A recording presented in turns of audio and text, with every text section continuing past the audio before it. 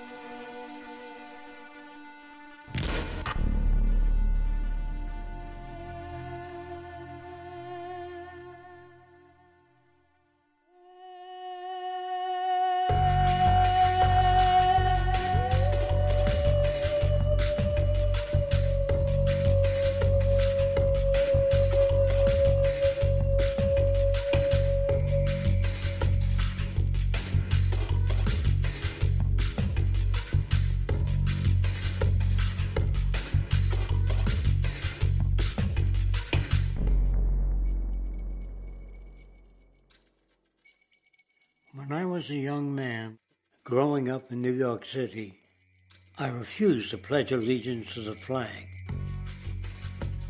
Of course, I was sent to the principal's office, and he asked me, "Why don't you want to pledge allegiance?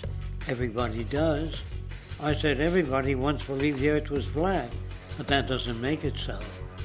I explained that America owed everything it has to other cultures and other nations, and that I would rather pledge allegiance to the earth and everyone on it. Needless to say, it wasn't long before I left school entirely, and I set up a lab in my bedroom.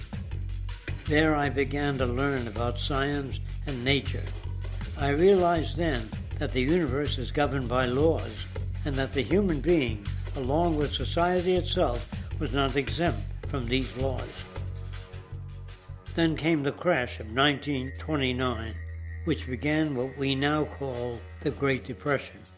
I found it difficult to understand why millions were out of work, homeless, starving, while all the factories were sitting there.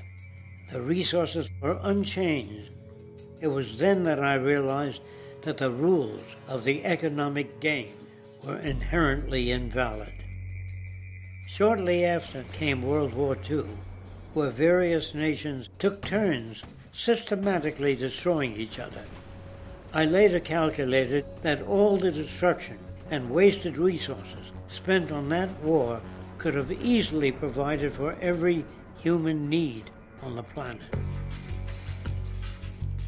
Since that time, I have watched humanity set the stage for its own extinction.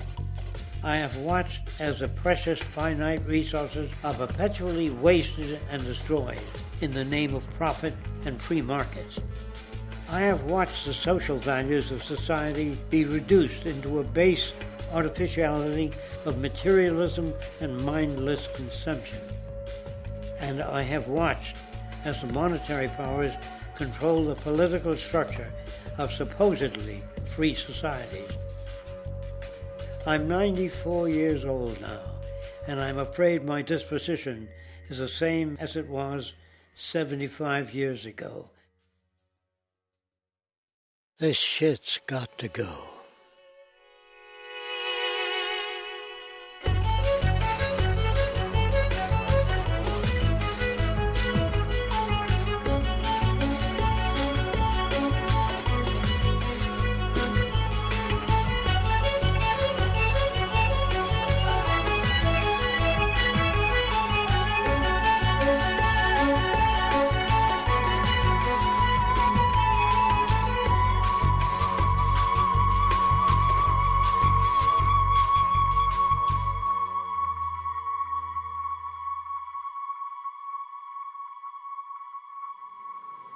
So you're a scientist, and somewhere along the way, hammered into your head is the inevitable nature versus nurture, and that's at least up there with Coke versus Pepsi or Greeks versus Trojans.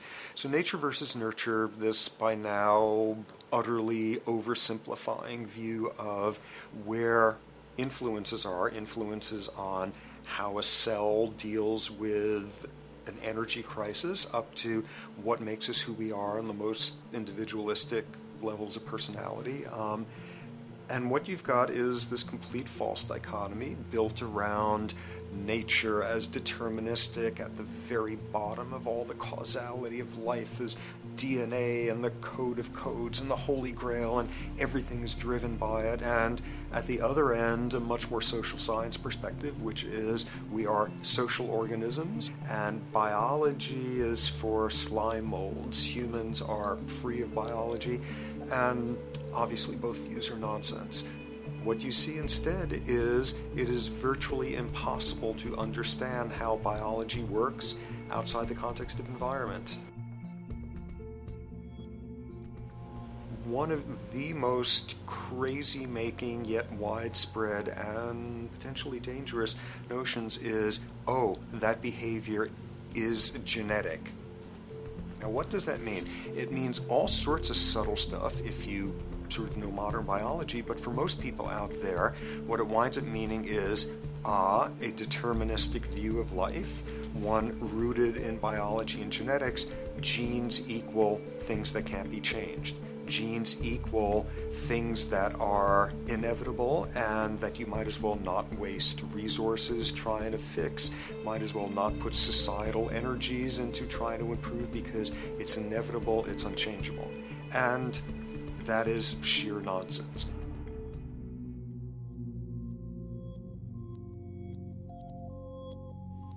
It is widely thought that conditions like ADHD are genetically programmed, conditions like schizophrenia are genetically programmed. The truth is the opposite. Nothing is genetically programmed. They're very rare diseases. I mean, a small handful, extremely sparsely represented in the population that are truly genetically determined. Most complex conditions might have a predisposition that is a genetic component, but a predisposition is not the same as a predetermination. The whole search for the source of diseases in the genome was doomed to failure before anybody even thought of it, because most diseases are not genetically predetermined. Heart disease, cancer, strokes, rheumatoid conditions, autoimmune conditions in general, mental health conditions, addictions, these are none of them genetically determined. Breast cancer, for example, out of 100 women with breast cancer, only 7 will carry the breast cancer genes. 93 do not. And out of 100 women who do have the genes, not all of them will get cancer.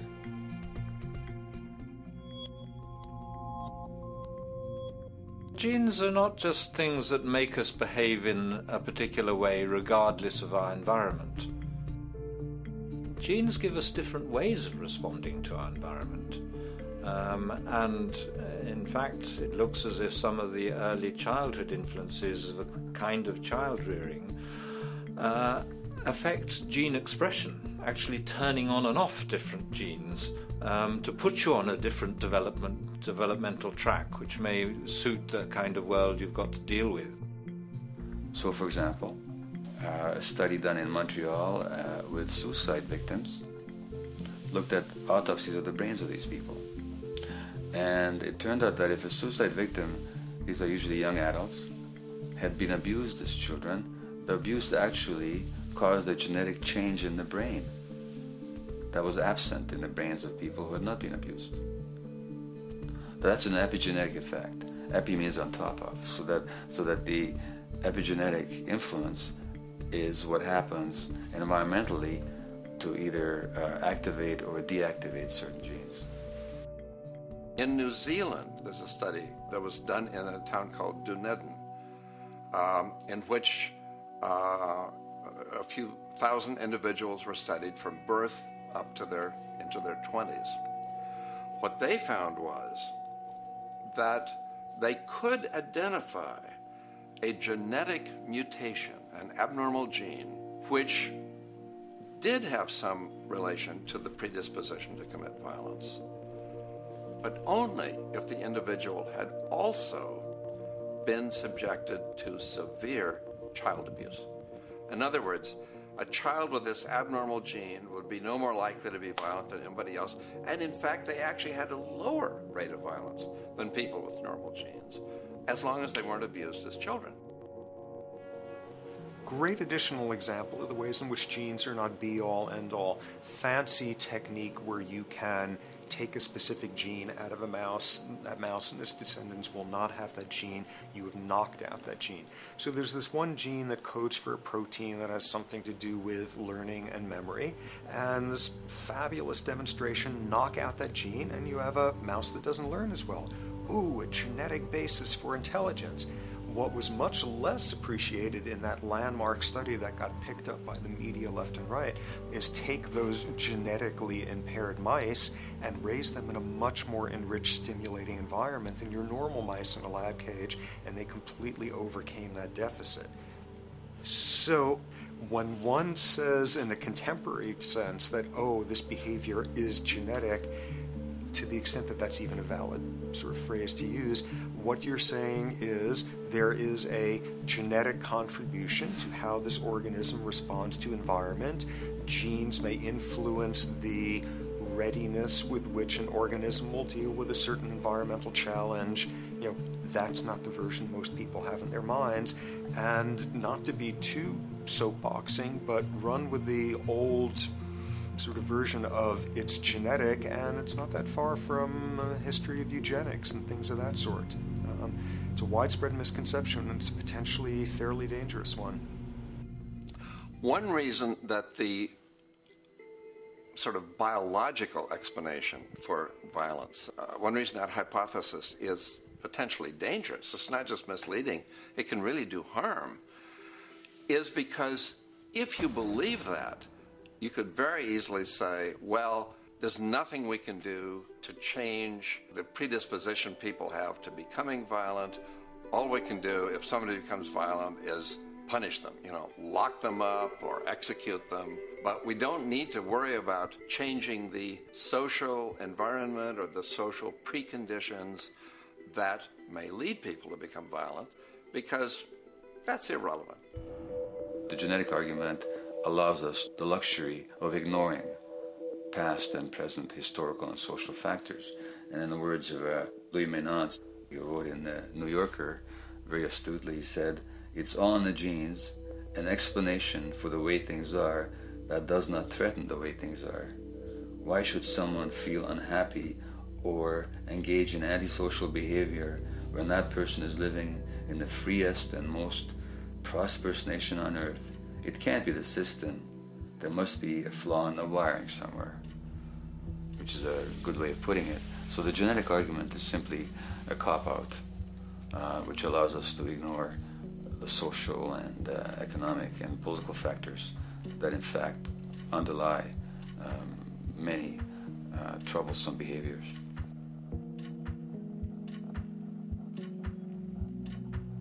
Addictions are usually considered to be a drug-related issue, but looking at it more broadly, I define addiction as any behavior that is associated with craving, with temporary relief, and with long-term negative consequences, along with an impairment of control over it, so that the person wishes to give it up or promises to do so, but can't follow through. And when you understand that, then you can see that there are many more addictions than simply those related to drugs. So there's workaholism, there's the addiction to shopping, to the internet, to video games. There's the addiction to power. People have power, but they want more and more and more. Nothing's ever enough for them. Acquisition, corporations that must own more and more. The addiction to oil, or at least to the wealth and to the products made accessible to us by oil. Look at the negative consequences on the environment. We're destroying the very earth that we inhabit for the sake of that addiction. Now, these addictions are far more devastating in their social consequences than the cocaine or heroin habits of my downtown East Side patients. Yet they're rewarded and considered to be respectable. The tobacco company executive that shows a higher profit will get a much bigger reward. He doesn't face any negative consequences legally or otherwise. In fact, he's a respected member of the board of several other corporations. But tobacco smoke-related diseases kill 5.5 million people around the world every year. In the United States, they kill 400,000 people a year. And these people are addicted to what? To profit. To such a degree are they addicted that they're actually in denial about the impact of their activities, which is typical for addicts, is denial. And that's a respectable one. It's respectable to be addicted to profit no matter what the cost. So what is acceptable and what is respectable is a highly arbitrary phenomenon in our society. And it seems like the greater the harm, the more respectable the addiction.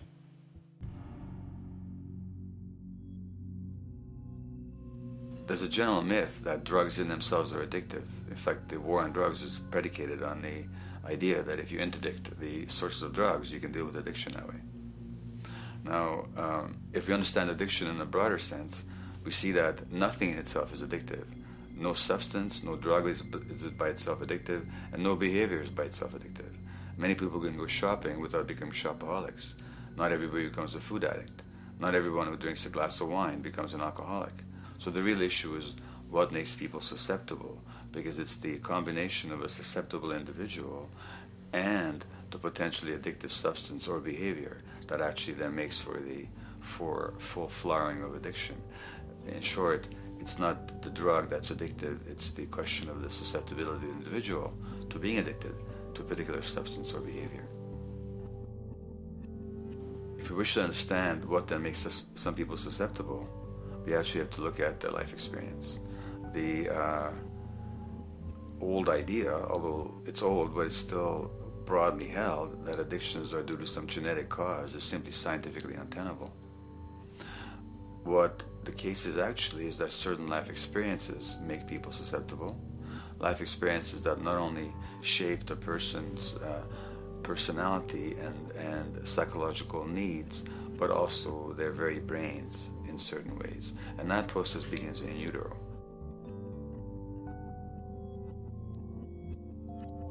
It's been shown, for example, that if you stress mothers during pregnancy, their children are more likely to have traits that predispose them to addictions. And that's because development is shaped by the psychological and social environment. So the biology of human beings is very much affected by and programmed by their life experiences beginning in utero. Environment does not begin at birth. Environment begins as soon as you have an environment. As soon as you are a fetus, you are subject to whatever information is coming through mom's circulations, hormones, levels of nutrients. Great landmark example of this, something called the Dutch hunger winter. 1944, Nazis occupying Holland. For a bunch of reasons, they decide to take all the food and divert it to Germany. For 3 months, everybody there is starving. Tens of thousands of people starve to death. What the Dutch hunger winter effect is, if you were a second or third trimester fetus during the starvation, your body learned something very unique during that time. As it turns out, second, third trimester, something that your body is going about trying to learn about the environment is, well, how menacing of a place is it out there? How plentiful? How much nutrients am I getting by way of mom's circulation? Be a fetus who is starving during that time, and your body programs forever after to be really, really, really stingy with your sugar and fat, and what you do is you store every bit of it. Be a Dutch hunger winter fetus, and half a century later, everything else being equal, you are more likely to have high blood pressure, obesity, or metabolic syndrome. That is environment coming in a very unexpected place. You can stress animals in a laboratory when they're pregnant, and their offspring will be more likely to use cocaine and alcohol as adults. You can stress human mothers. For example, in a British study, women who are abused in pregnancy will have higher levels of the stress hormone cortisol in their placenta at birth, and their children are more likely to have conditions that predispose them to addictions by age 7 or 8. So in utero stress already prepares the ground for all kinds of mental health issues. Israeli study done prior on children born to mothers who were pregnant prior to the onset of the 1967 war. These women, of course, are very stressed, and their offspring have a higher incidence of schizophrenia than the average cohort. So there's plenty of evidence now that prenatal effects have a huge impact on the developing human being.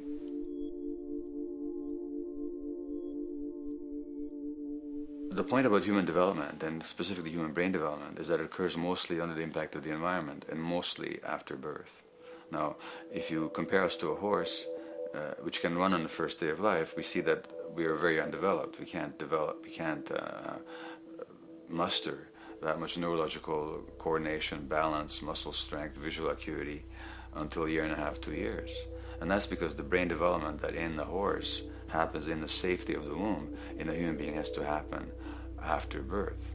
And that has to do with simple evolutionary logic. As the head gets larger, which is what makes us into human beings, the burgeoning of the forebrain is what creates the human species, actually. At the same time, we walk on 2 legs, so our pelvis narrows to accommodate that. So now we have a narrower pelvis, a larger head.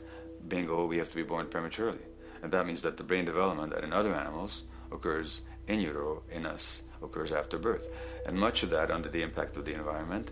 And The concept of neural Darwinism simply means that the circuits that get the appropriate input from the environment will develop optimally, and the ones that don't will either not develop optimally or perhaps not at all. If you take a child with perfectly good eyes at birth and you put him in a dark room for 5 years, he'll be blind thereafter for the rest of his life, because the circuits of vision require light waves for their development. And without that, even the rudimentary circuits present and active at birth will atrophy and die, and new ones will not develop.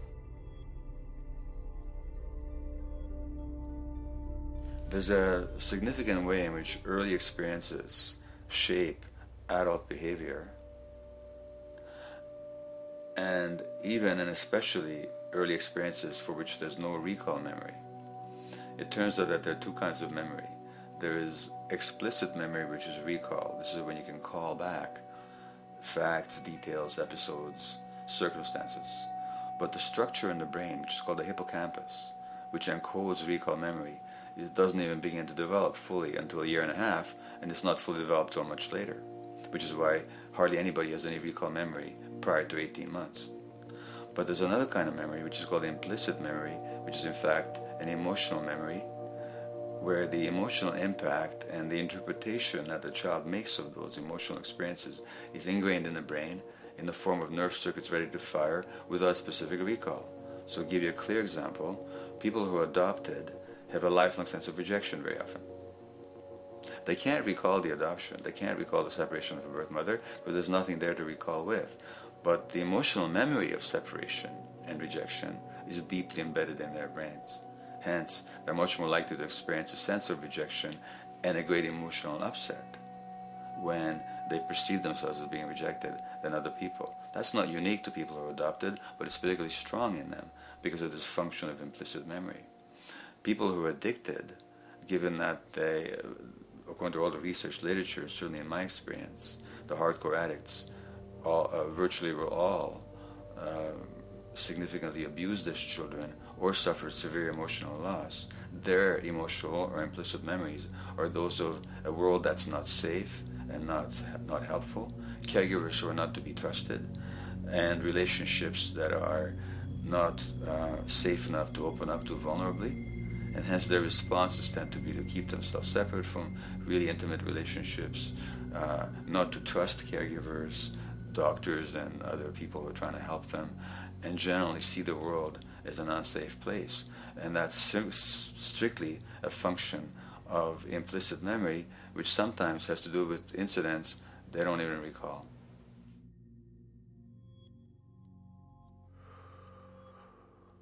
Infants who are born premature are often in incubators and various types of gadgetry and machinery for weeks and perhaps months.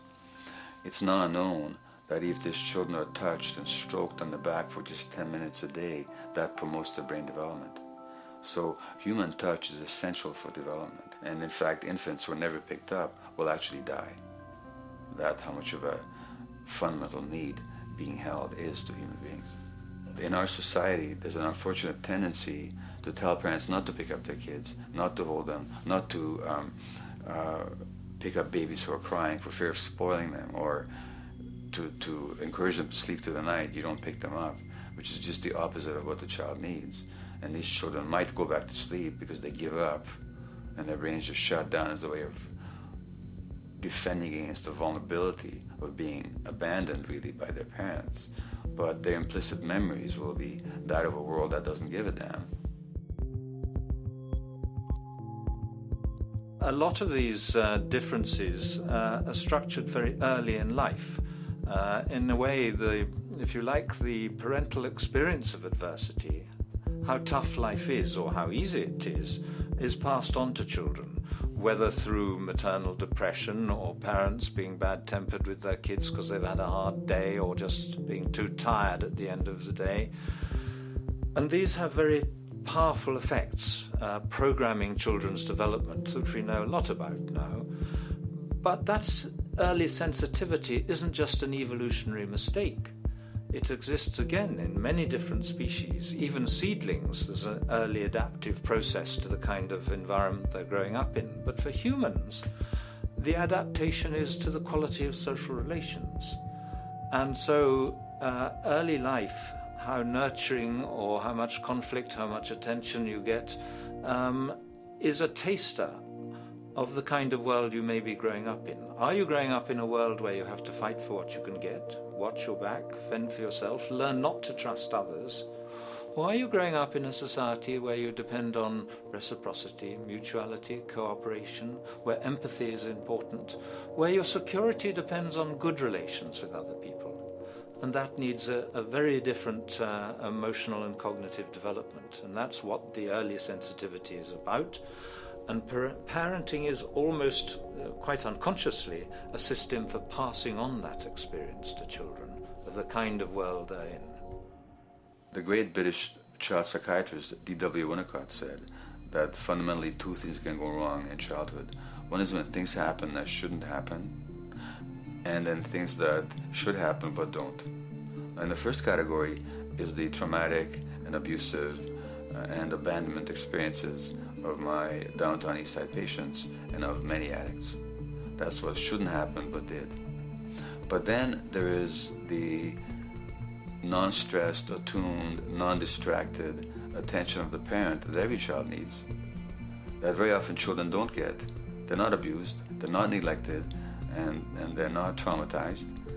But what should happen, the presence of the emotionally available, nurturing parent, just is not available to them because of the stresses in our society and the parenting environment.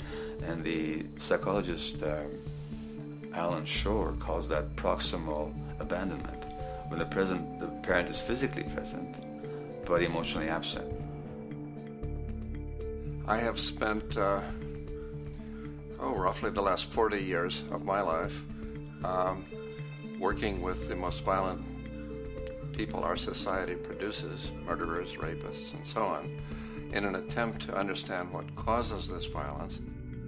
I discovered that the most violent of the criminals in our prisons had themselves been victims of a degree of child abuse that was beyond the scale of what I ever thought of applying the term child abuse to. I had no idea of the depth of the depravity with which children in our society are all too often treated. The most violent people I saw were themselves the survivors of their own attempted murder, often at the hands of their parents or other people in their social environment, or were the survivors of family members who'd been killed, their closest family members, by other people. The Buddha argued that everything depends on everything else. He says the one contains the many and the many contains the one. That you can't understand anything in isolation from its environment. The leaf contains the sun, the sky, and the earth, obviously. This has not been shown to be true, of course, all around, and specifically when it comes to human development. The modern scientific term for it is the biopsychosocial nature of human development, which says that the biology of human beings depends very much on their interaction with the social and psychological environment. And specifically, the psychiatrist and researcher Daniel Siegel at the University of California, Los Angeles, UCLA, has coined the phrase interpersonal neurobiology, which means to say that the way that our nervous system functions depends very much on our personal relationships. In the first place with the parenting caregivers, and in the second place with other important attachment figures in our lives, and in the third place with our entire culture. So that you can't separate the neurological functioning of a human being from the environment in which he or she grew up in and continues to exist in. And this is true throughout the life cycle. It's particularly true when you're dependent and helpless and your brain is developing, but it's true even in adults and even at the end of life. Human beings have lived in almost every kind of society, from the most egalitarian, hunting and gathering societies seem to have been very egalitarian, for instance, based on food sharing, gift exchange. Small bands of people living predominantly off of foraging, but a little bit of hunting. Predominantly among people you have at the least known your entire life, if not surrounded by third cousins or closer, in a world in which there is a great deal of fluidity between different groups, in a world in which there is not a whole lot in terms of material culture. This is how humans have spent most of their hominid history. And no surprise, that makes for a very different world. One of the things you get as a result of that is far less violence. Organized group violence is not something that occurred at that time of human history, and that seems quite clear. So where did we go wrong? Violence is not universal. It's not symmetrically distributed throughout the human race. There is a huge variation in the amount of violence in different societies. There are some societies that have virtually no violence. There are others that destroy themselves.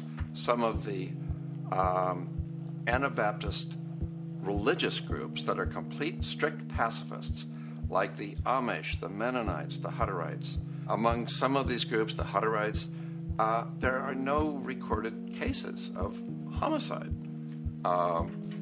During our major wars, like World War II, where people were being drafted, they would refuse to serve in the military. They would go to prison rather than serve in the military. In the kibbutzim in Israel, the level of violence is so low that the criminal courts there will often send violent offenders, people who've committed crimes, to live on the kibbutzim in order to learn how to live a nonviolent life, because that's the way people live there. So we are amply shaped by society. Our societies, in the broader sense, including our theological, our metaphysical, our linguistic influences, etc., our societies help shape us as to whether or not we think life is basically about sin or about beauty, whether the afterlife will carry a price for how we live our lives or if it's irrelevant. In a broad sort of way, different large societies could be termed as individualistic or collectivist, and you get very different people and different mindsets, and I suspect different brains coming along with that. We in America are in one of the most individualistic of societies, and capitalism being a system that allows you to go higher and higher up a potential pyramid, and the deal is it comes with fewer and fewer safety nets. By definition, the more stratified a society is, the fewer people you have as peers, the fewer people with whom you have symmetrical, reciprocal relationships, and instead all you have are differing spots and endless hierarchies. And a world in which you have few reciprocal partners is a world with a lot less altruism.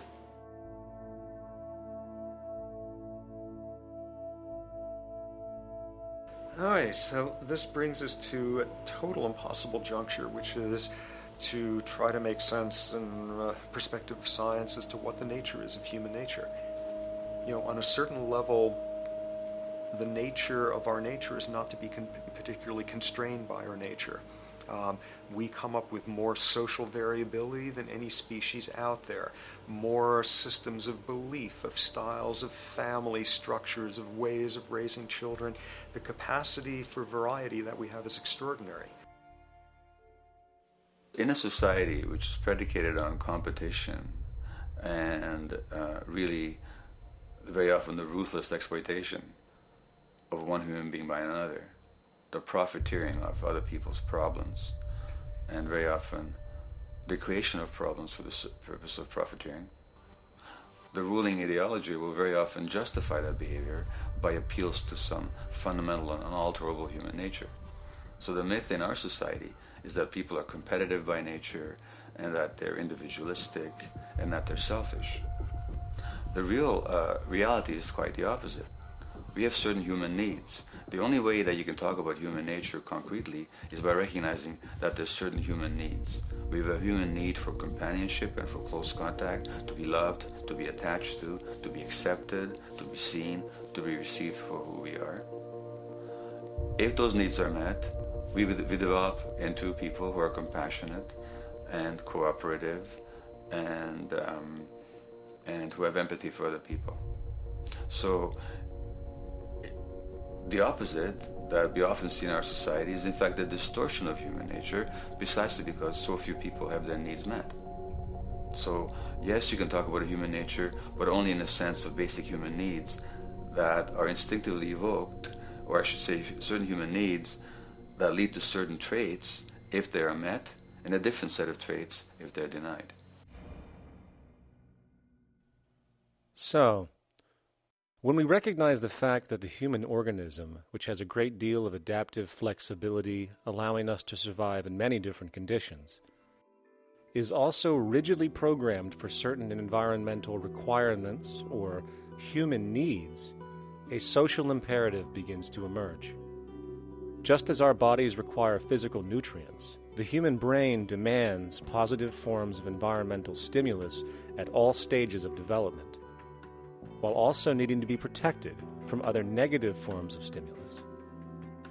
And if things that should happen do not, or if things that shouldn't happen do, it is now apparent that the door can be opened for not only a cascade of mental and physical diseases, but many detrimental human behaviors as well. So as we turn our perspective now outward and take account for the state of affairs today, we must ask the question, is the condition we have created in the modern world actually supporting our health? Is the bedrock of our socioeconomic system acting as a positive force for human and social development and progress?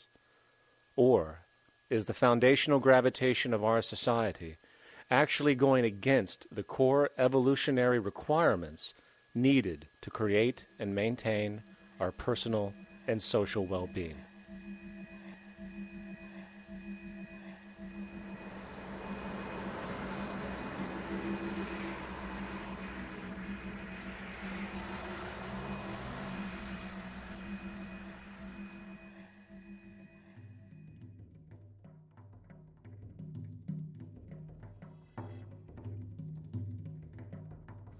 So one might ask, where did this all begin? What we have today, really a world in a state of cumulative collapse. You get it started with John Locke. And John Locke introduces property, and he has three provisos for just private right and property. And the three provisos are that there must be enough left over for others, and that you must not let it spoil, and that you, most of all, must mix your labor with it. It seems justified. You mix your labor with the world, then you're entitled to the product, and as long as there's enough left over for others, and as long as it doesn't spoil, you don't allow anything to go to waste, that's okay. Well, he spends a long time of his famous treatise of government, and it's since been the canonical text for economic and political and legal understanding. Is still a classic text of study. Well, what he did is, after he gives the provisos, and you're almost thinking at the time whether you're for private property or not, he's given a very good and plausible and powerful defense of private property here. Well, he drops them. He drops them like that, right in one sentence. He says, well, once the introduction of money came in by men's tacit consent, then it became, and he doesn't say all the provisos are canceled, erased, but that's what happens. So now we have not product and your property earned by your own labor. Oh no, money buys labor now. There's no longer consideration of whether there's enough left over for others. There's no longer consideration of whether it spoils, because he says, well, money's like silver and gold can't spoil, therefore monies can't be responsible for waste, which is ridiculous. We're not talking about money and silver. We're talking about what its effects are. It's one non sequitur after another. Just the most startling logical legerdemain that he gets away with here. But it fits the interests of capital owners. Then Adam Smith comes along, and what he adds is the religion to this. Locke started with God made it all this way. This is God's right. And now we get also with Smith coming along and says it's not only God's, I mean, he's not saying this, but this is what's happening philosophically in principle. He's saying it's not only a question of private property. That's all now presupposed as given. And that there's money investors that buy labor given. That there's no limit to how much they can buy of other men's labor, how much they can accumulate, how much inequality. That's all given now. And so he comes along, and what his big idea is, and again, it's just introduced in parentheses, en passant. You know, when people put out the goods for sale and others, you know, the supply, and other people buy them with the demand and so forth, how do we have supply equaling demand or demand equaling supply? How can they come into equilibrium? And that is one of the central notions of economics, is how do they come into equilibrium?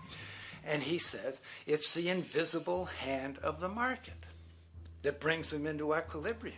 So now we have God is actually immanent. He just didn't give the rights to property and how, all its wherewithal and its natural rights of doing all that Locke said.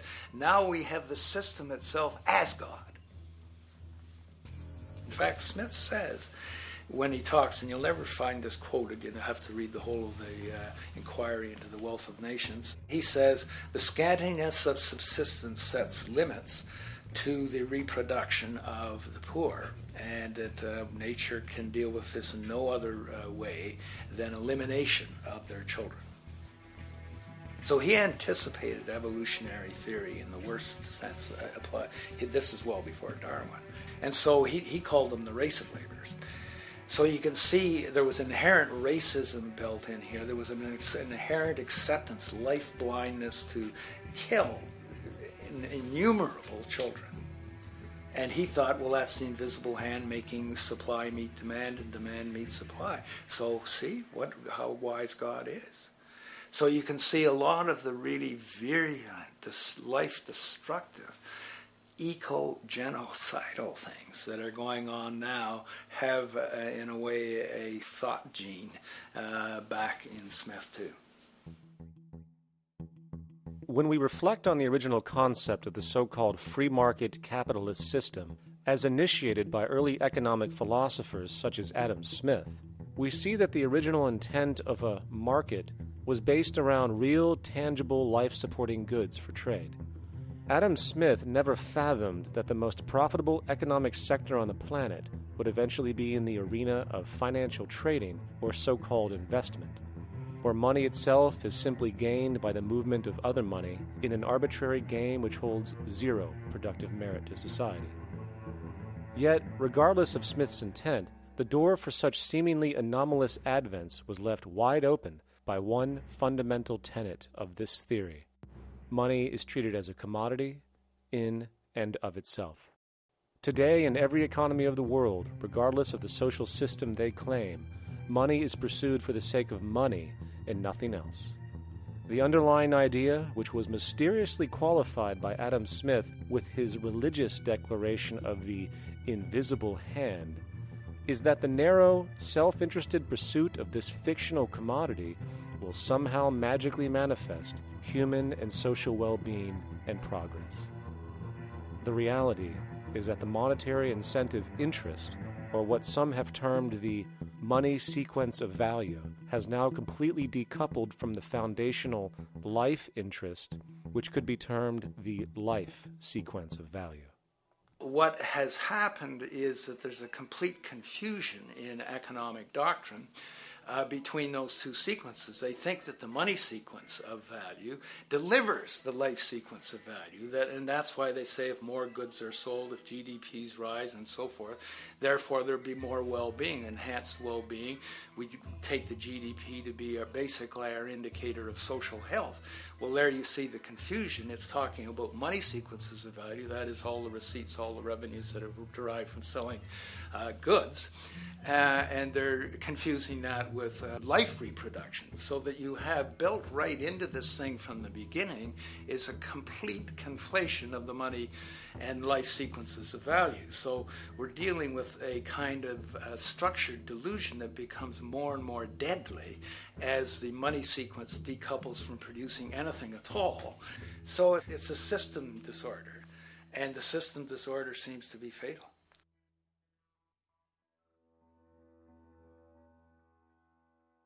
In society today, you seldom hear anyone speak of the progress of their country or society in terms of their physical well-being, state of happiness, trust, or social stability. Rather, the measures are presented to us through economic abstractions. We have the gross domestic product, the consumer price index, the value of the stock market, rates of inflation, and so on. But does this tell us anything of real value as to the quality of people's lives? No, all these measures have to do with the money sequence itself and nothing more.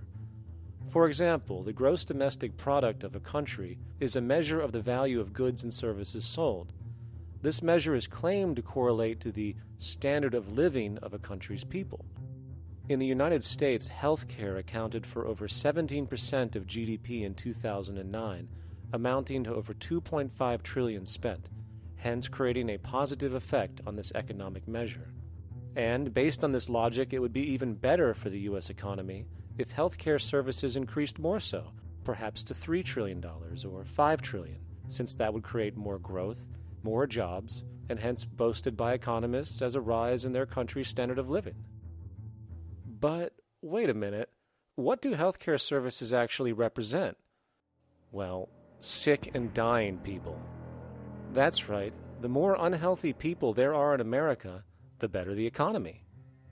Now, that is not an exaggeration or a cynical perspective. In fact, if we step back far enough, you will realize that the GDP not only doesn't reflect real public or social health on any tangible level, it is, in fact, mostly a measure of industrial inefficiency and social degradation. And the more you see it rise, the worse things are becoming with respect to personal, social, and environmental integrity. You have to create problems to create profit. There is no profit under the current paradigm in saving lives, putting balance on this planet, having justice and peace or anything else. There's just no profit there. There's an old saying, pass a law, create a business, whether you're creating a business for a lawyer or whatever. So, crime does create business, just like destruction creates business in Haiti.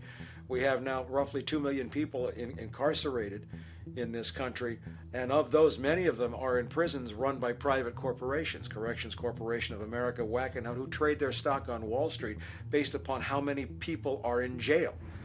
Now that's sickness, but that is a reflection of what this economic paradigm calls for. So what exactly does this economic paradigm call for? What is it that keeps our economic system going? Consumption. Or more accurately, cyclical consumption. When we break down the foundation of classic market economics, we are left with a pattern of monetary exchange that simply cannot be allowed to stop or even substantially slowed, if the society as we know it is to remain operational. There are three main actors on the economic stage: the employee, the employer, and the consumer. The employee sells labor to the employer for income. The employer sells its production services and hence goods to the consumer for income. And the consumer, of course, is simply another role of the employer and employee, spending back into the system to enable the cyclical consumption to continue. In other words, the global market system is based on the assumption that there will always be enough product demand in society to move enough money around at a rate which can keep the consumption process going. And the faster the rate of consumption, the more so-called economic growth is assumed, and so the machine goes.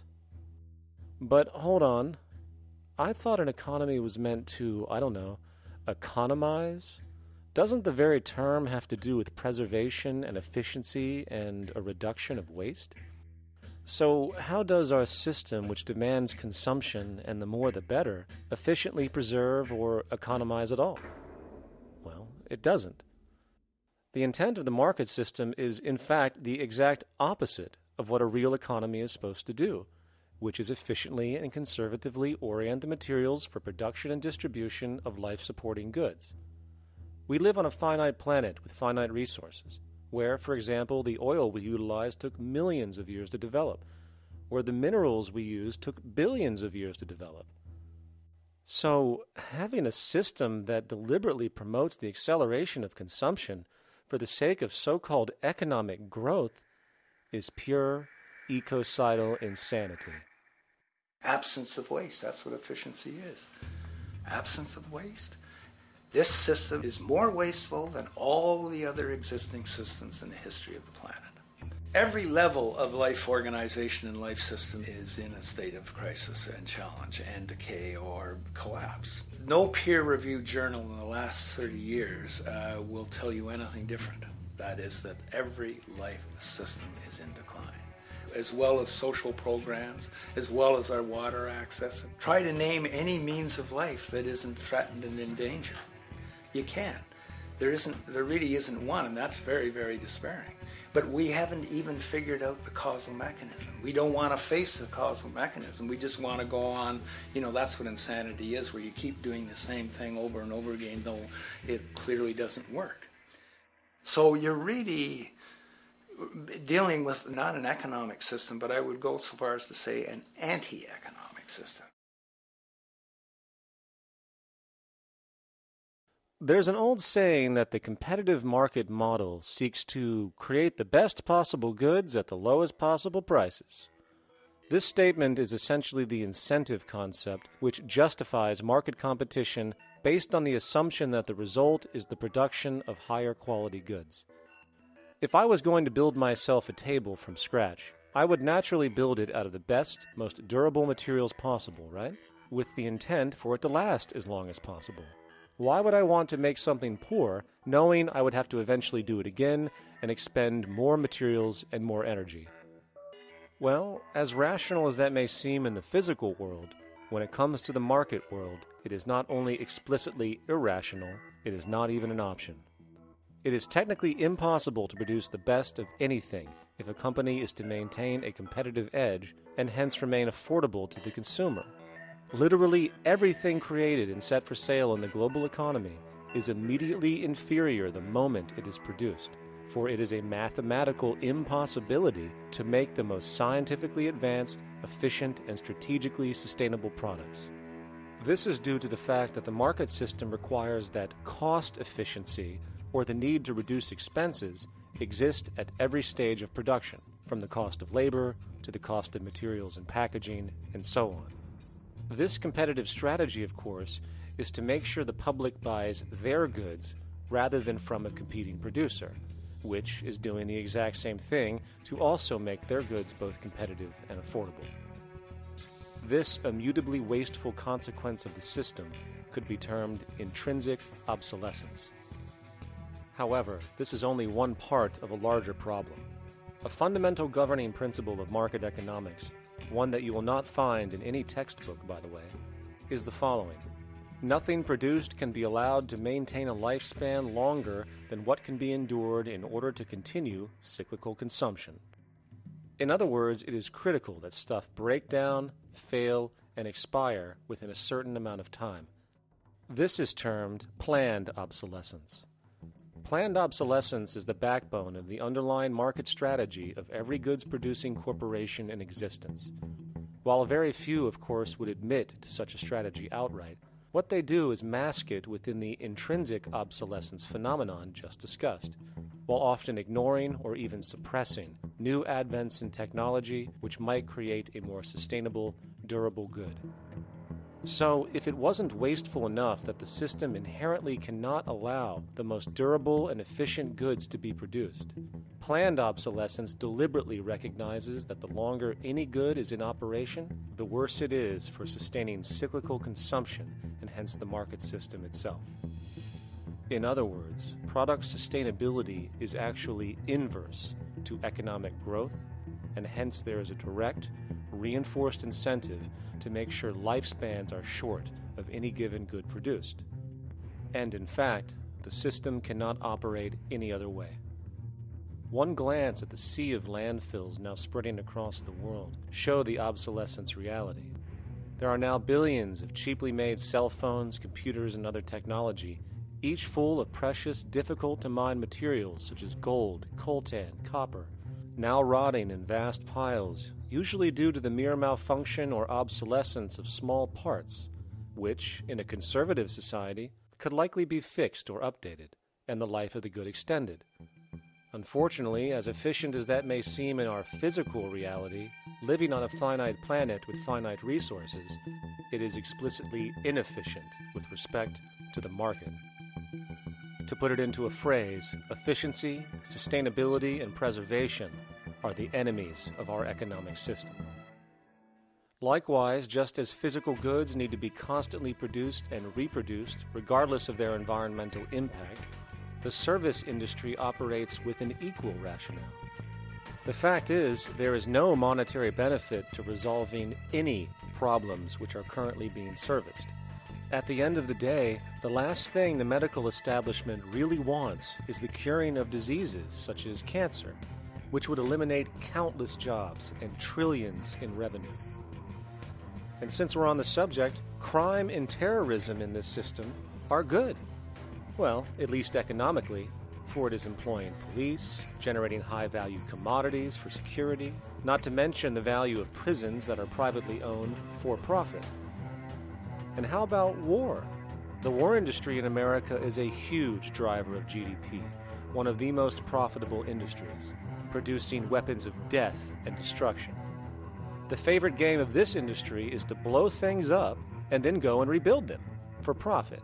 We saw this with the windfall billion-dollar contracts made from the Iraq War.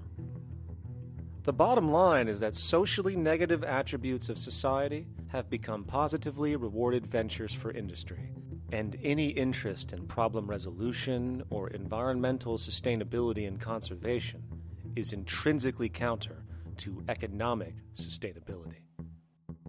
And this is why, every time you see the GDP rise in any country, you are witnessing an increase in necessity, whether real or contrived. And by definition, a necessity is rooted in inefficiency. Hence, increased necessity means increased inefficiency. The American dream is based on rampant consumerism. It is based upon the fact that mainstream media, and especially commercial advertising, all corporations who need this infinite growth, have convinced us or brainwashed most people in America, and hence the world, that we have to have X number of material possessions and the possibility of gaining infinitely more material possessions in order to be happy. That's just not true. So why do people continue to buy in this way, which is ultimately eco-genocidal in its systemic effects cumulatively? And it just is classical operant conditioning. You simply put inputs of conditioning into the organism, and you have outputs of desired behaviors or goals or objectives. And it has all the resources of technology. And they boast about how they get into the minds of infants. What they hear is already making them conditioned to the brand. Then you see, well, that's how people have been such fools. In a way, they've been taught to be fools. It's a value system disorder. You know, if there is any testament to the plasticity of the human mind, if there is any proof to how malleable human thought is and how easily conditioned and guided people can become based on the nature of their environmental stimulus and what it reinforces, the world of commercial advertising is the proof. You have to stand in awe at the level of brainwashing where these programmed robots known as consumers wander the landscape only to walk into a store and spend, say, $4,000 on a handbag that likely costs $10 to make in a sweatshop overseas, only for the brand status it supposedly represents in the culture. Or perhaps the ancient communal traditions which increase trust and cohesiveness in society, which have now been hijacked by acquisitive, materialistic values, where now annually we exchange useless crap a few times a year. And we might wonder why so many today have a compulsion to shopping and acquisition, when it is clear that they have been conditioned from childhood to expect material goods as a sign of their status with friends and family. The fact is, the foundation of any society are the values that support its operation, and our society, as it exists, can only operate if our values support the conspicuous consumption it requires to continue the market system. 75 years ago, consumption in America and much of the First World was half of what we see today per person. Today's new consumer culture has been manufactured and imposed due to the very real need for higher and higher levels of consumption. And this is why most corporations now spend more money on advertising than the actual process of product creation itself. They work diligently to create a false need for you to fill, and it happens to work. Economists are in fact not economists at all. They're propagandists of money value. And you'll find that all their models basically get down to token exchanges that are to the profit of one side or both sides or whatever, but they're completely disconnected from the actually existing world of reproduction. In Ohio, an old man failed to pay his electric bill. You may be familiar with the case. And the electric company turned off the electricity and he died. The reason they turned it off was because it wouldn't have been profitable for them to keep it on because he didn't pay his bill. Do you believe that was right? The responsibility really lies not on the electric company for turning it off, but on those of this man's neighbors and friends and associates who are not charitable enough to enable him as an individual to meet the electric bill. Did I hear that right? Did he just say the death of a man caused by not having money was the responsibility of other people, or in effect, charity? Well then, I guess we're going to need a whole lot of infomercials, little miserable coin slot donations for bodega counters, and a bunch of pickle jars for the billion people now starving to death on this planet because of the very system Milton Friedman promotes. Whether you are dealing with the philosophies of Milton Friedman, F.A. Hayek, John Maynard Keynes, Ludwig von Mises, or any other major market economist, the basis of rationale rarely leaves the money sequence. It is like a religion. Consumption analysis, stabilization policies, deficit spending, aggregate demand.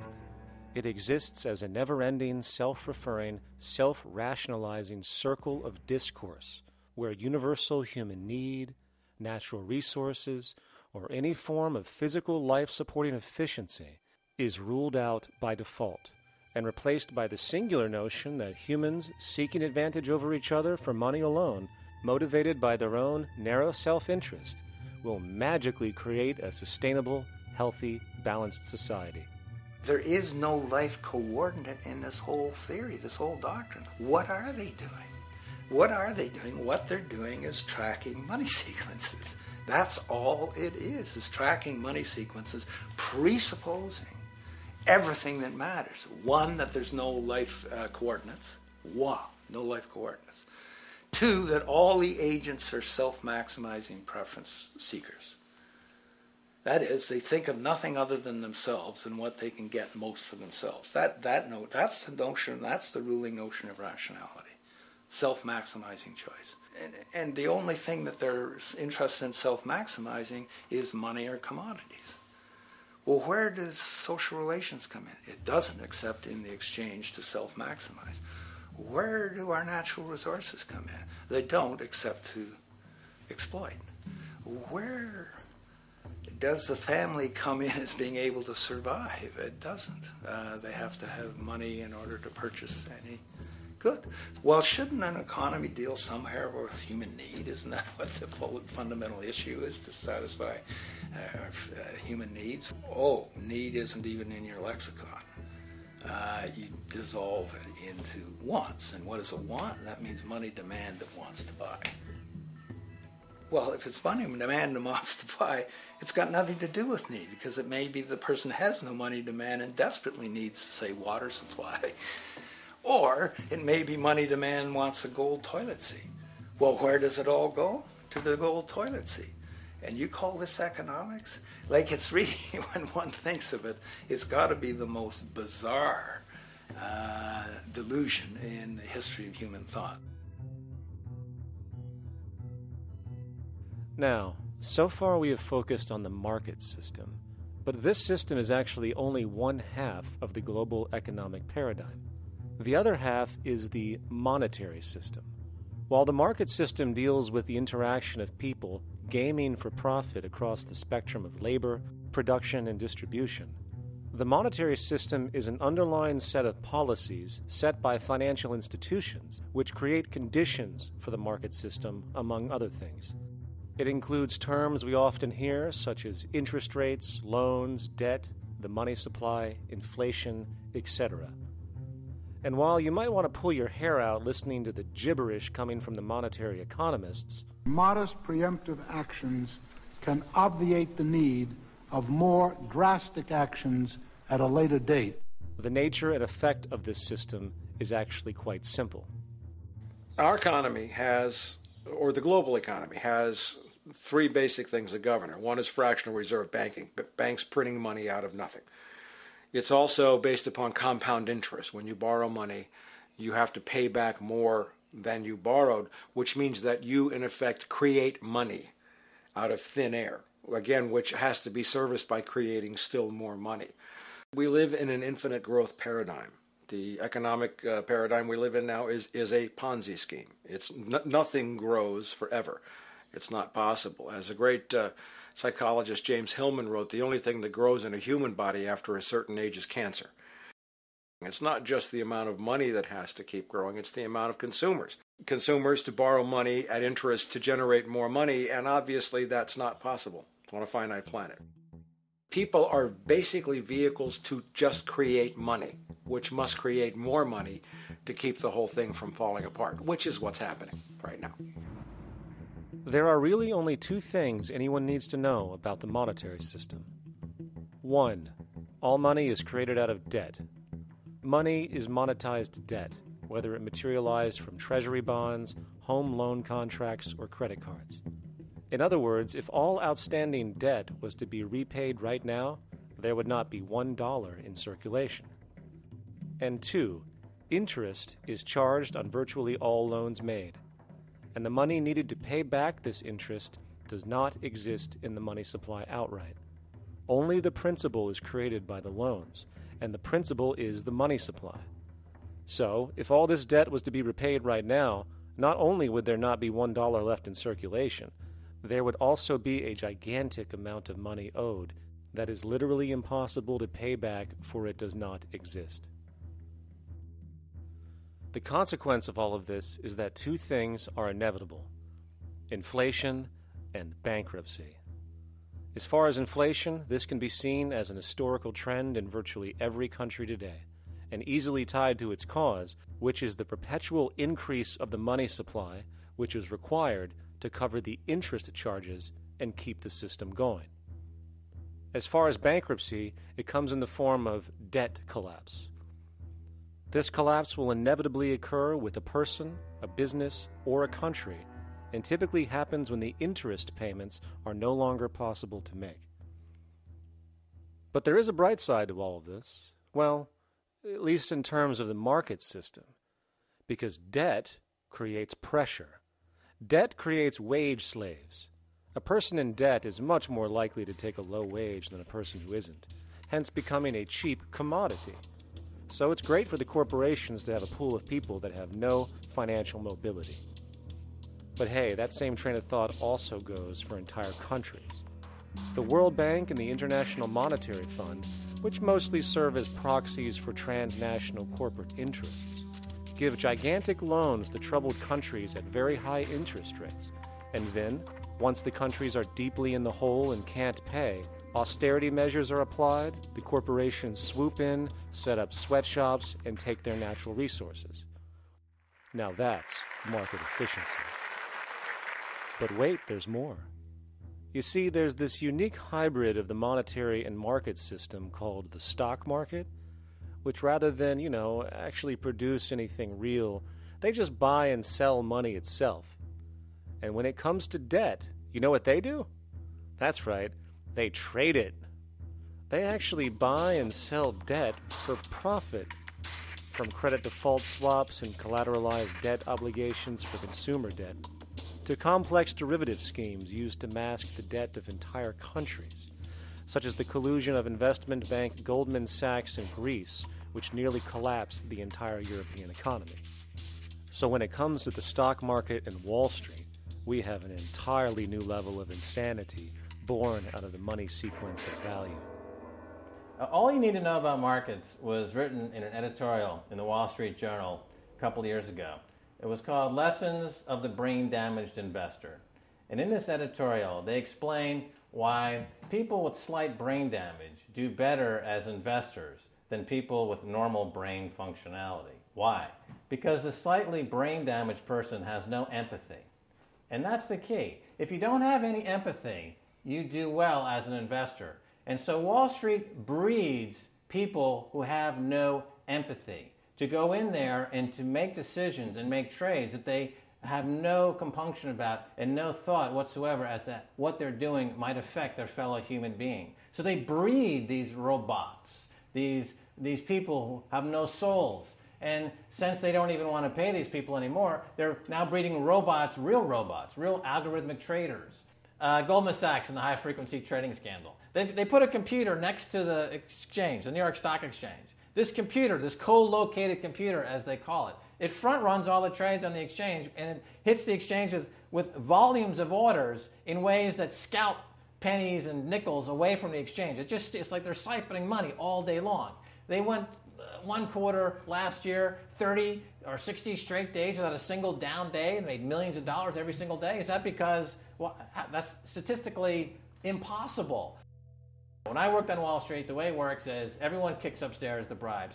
The brokers bribe to the office manager bribes to the regional sales manager bribes to the national sales manager. It's a common understanding. At Christmas, who gets the biggest bonus at Christmas in an average brokerage office? The compliance officer.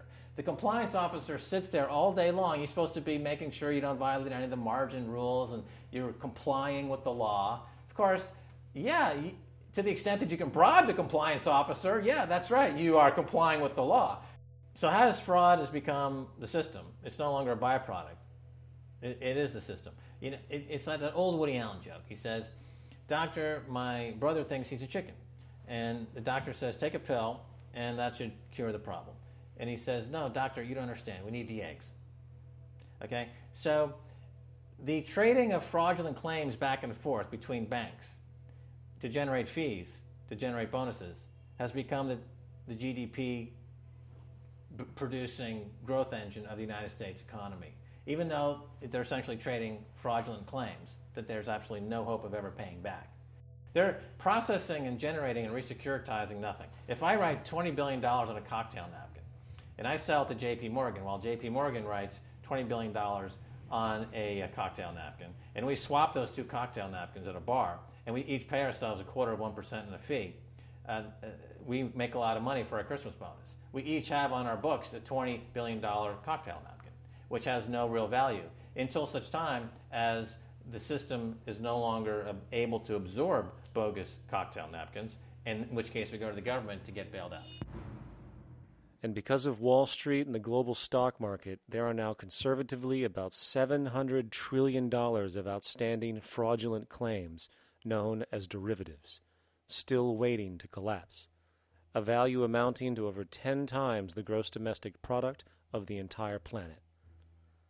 And while we have seen the bailouts of corporations and banks by governments, which of course comedically borrow their money from banks to begin with, we are now seeing attempts to bail out whole countries by conglomerates of other countries through the international banks.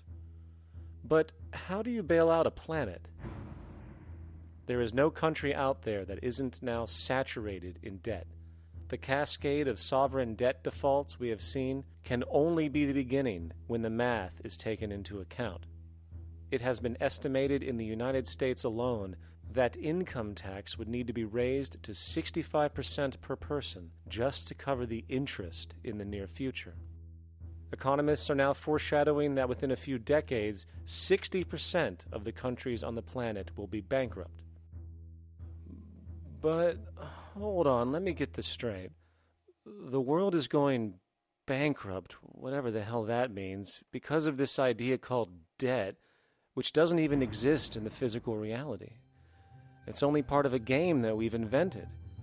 And yet, the well-being of billions of people is now being compromised.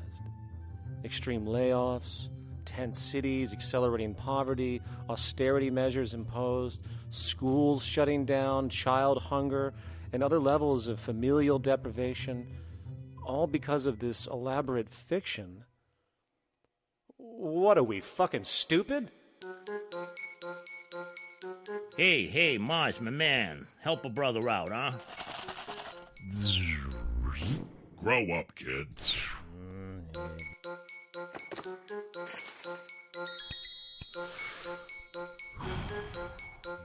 Saturn, what's up, man? You remember that smoking nebula I hooked you up with a while back? Listen, Earth, we're getting really tired of you. You've been given everything, and yet you waste it all. You got plenty of resources, and you know it. Why don't you grow up and learn some responsibility, for Christ's sake? You're making your mother miserable.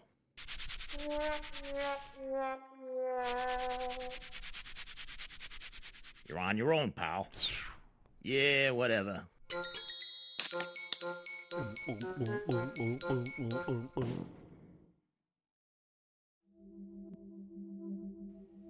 Now, all of this considered, from the waste machine known as the market system to the debt machine known as the monetary system, hence creating the monetary market paradigm which defines the global economy today, there is one consequence that runs through the entire machine: inequality. Whether it is the market system which creates a natural gravitation towards monopoly and power consolidation, while also generating pockets of wealthy industries that tower over others regardless of utility, such as the fact that top hedge fund managers on Wall Street now take home over $300 million a year for contributing literally nothing, while a scientist looking for a cure for a disease trying to help humanity might make $60,000 a year if they're lucky. Or whether it is the monetary system, which has class division built right into its structure. For example, if I have $1 million to spare and I put it into a CD at 4% interest, I will make $40,000 a year. No social contribution, no nothing. However, if I'm a lower class person and have to take loans to buy my car or home, I am paying in interest, which, in abstraction, is going to pay that millionaire with the 4% CD. This stealing from the poor to pay the rich is a foundational, built-in aspect of the monetary system, and it could be labeled structural classism. Of course, historically, social stratification has always been deemed unfair, but obviously accepted overall as now 1% of the population owns 40% of the planet's wealth. But, material fairness aside, there is something else going on underneath the surface of inequality, causing an incredible deterioration in public health as a whole. Well, I think people are often puzzled by the contrast between the material success of our societies, unprecedented levels of wealth, and the many social failings. I mean, you know, if you look at the rates of drug abuse or violence or self-harm amongst kids or mental illness, there's clearly something going deeply wrong with our societies. What the data that I've been describing does is simply shows that intuition that people have had for hundreds of years, that inequality is divisive and socially corrosive, that intuition is truer than I think we ever imagined. There are very powerful psychological and social effects of inequality, more to do, I suppose, with feelings of superiority and inferiority, that kind of division, and maybe going with the sort of respect, disrespect, people feeling looked down on at the bottom, which, by the way, is why violence is more common in more unequal societies. It's the trigger to violence is so often people feeling looked down on and disrespected. If there is one principle I can emphasize that is the most important principle underlying the prevention of violence, it would be equality. The single most significant factor that affects the rate of violence is the degree of equality versus the degree of inequality in that society. So what one's looking at is a sort of general social dysfunction. It's not just one or two things that go wrong as inequality increases. It seems to be everything, whether we're talking about crime or health or mental illness or whatever. One of the really disturbing findings out in public health there is never ever make the mistake of being poor or being born poor. Your health pays for it in endless sorts of ways, something known as the health socioeconomic gradient. As you move down from the highest strata in society in terms of socioeconomic status, every step down, health gets worse for umpteen different diseases. life expectancy gets worse, infant mortality rate, everything you could look at. So a huge issue has been, why is it that this gradient exists?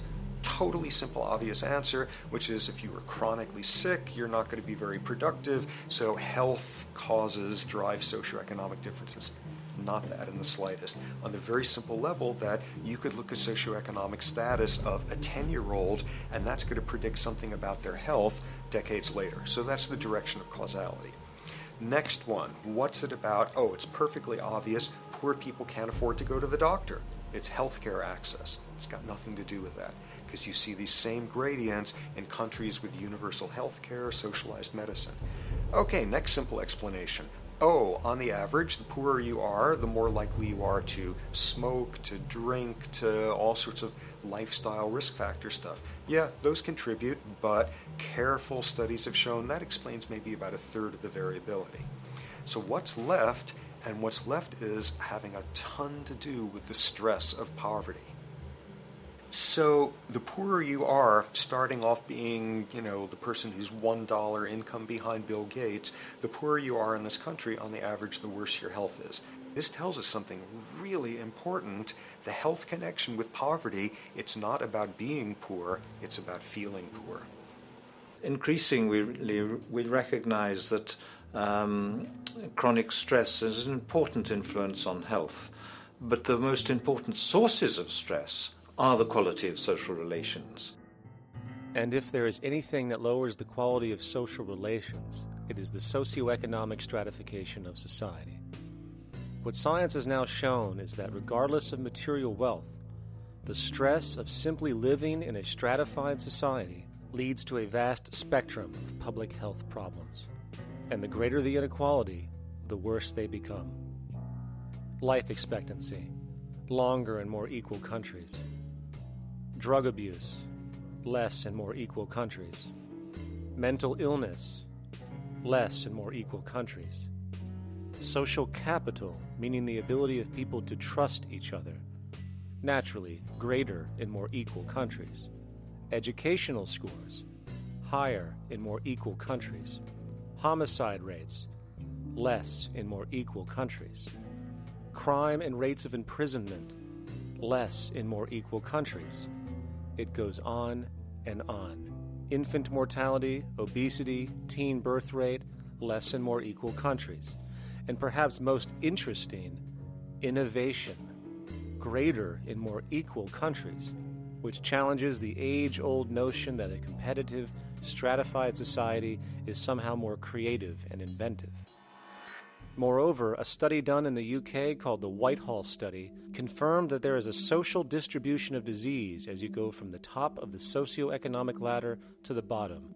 For example, it was found that the lowest rungs of the hierarchy had a 4-fold increase of heart disease-based mortality compared to the highest rungs.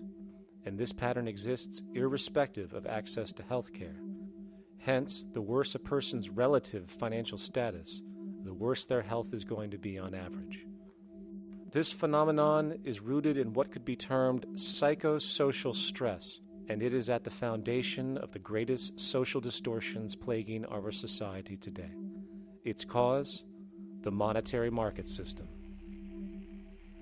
Make no mistake, the greatest destroyer of ecology, the greatest source of waste and depletion and pollution, the greatest purveyor of violence, war, crime, poverty, animal abuse, and inhumanity, the greatest generator of social and personal neuroses, mental disorders, depression, anxiety, not to mention the greatest source of social paralysis, stopping us from moving into new methodologies for personal health, global sustainability, and progress on this planet, is not some corrupt government or legislation, not some rogue corporation or banking cartel, not some flaw of human nature, and not some secret hidden cabal that controls the world. It is, in fact, the socio-economic system itself at its very foundation.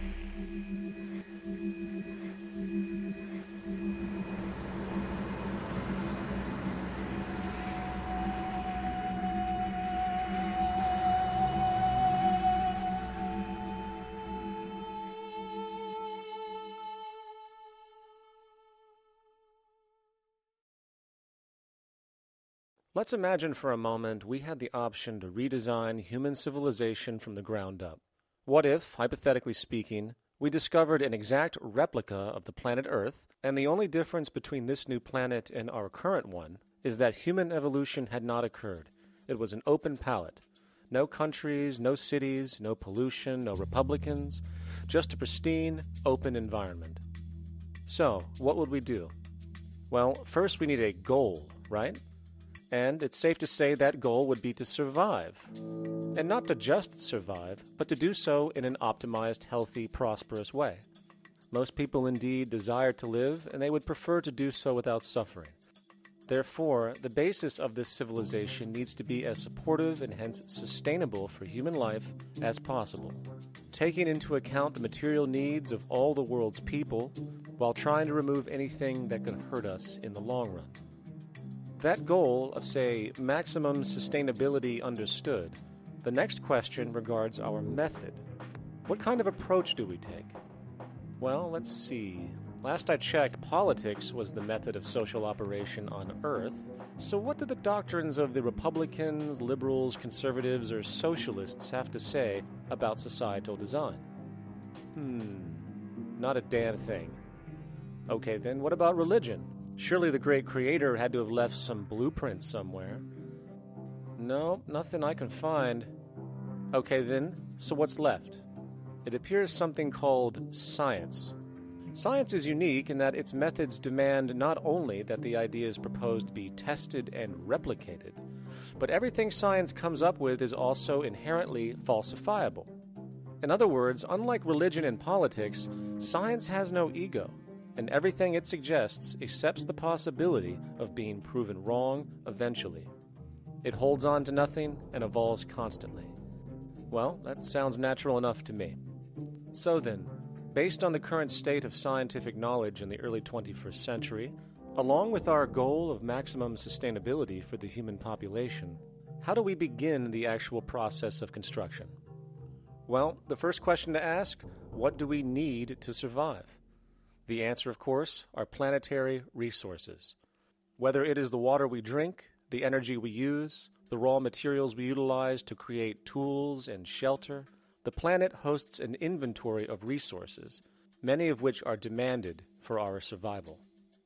So, given that reality, it then becomes critical to figure out what we have and where it is. This means we need to conduct a survey. We simply locate and identify every physical resource on the planet we can, along with the amount available at each location, from the deposits of copper to the most potent locations for wind farms to produce energy, to the natural freshwater springs, to an assessment of the amount of fish in the ocean, to the most prime arable land for food cultivation, etc. But since we humans are going to be consuming these resources over time, we then realize that not only do we need to locate and identify, we also need to track.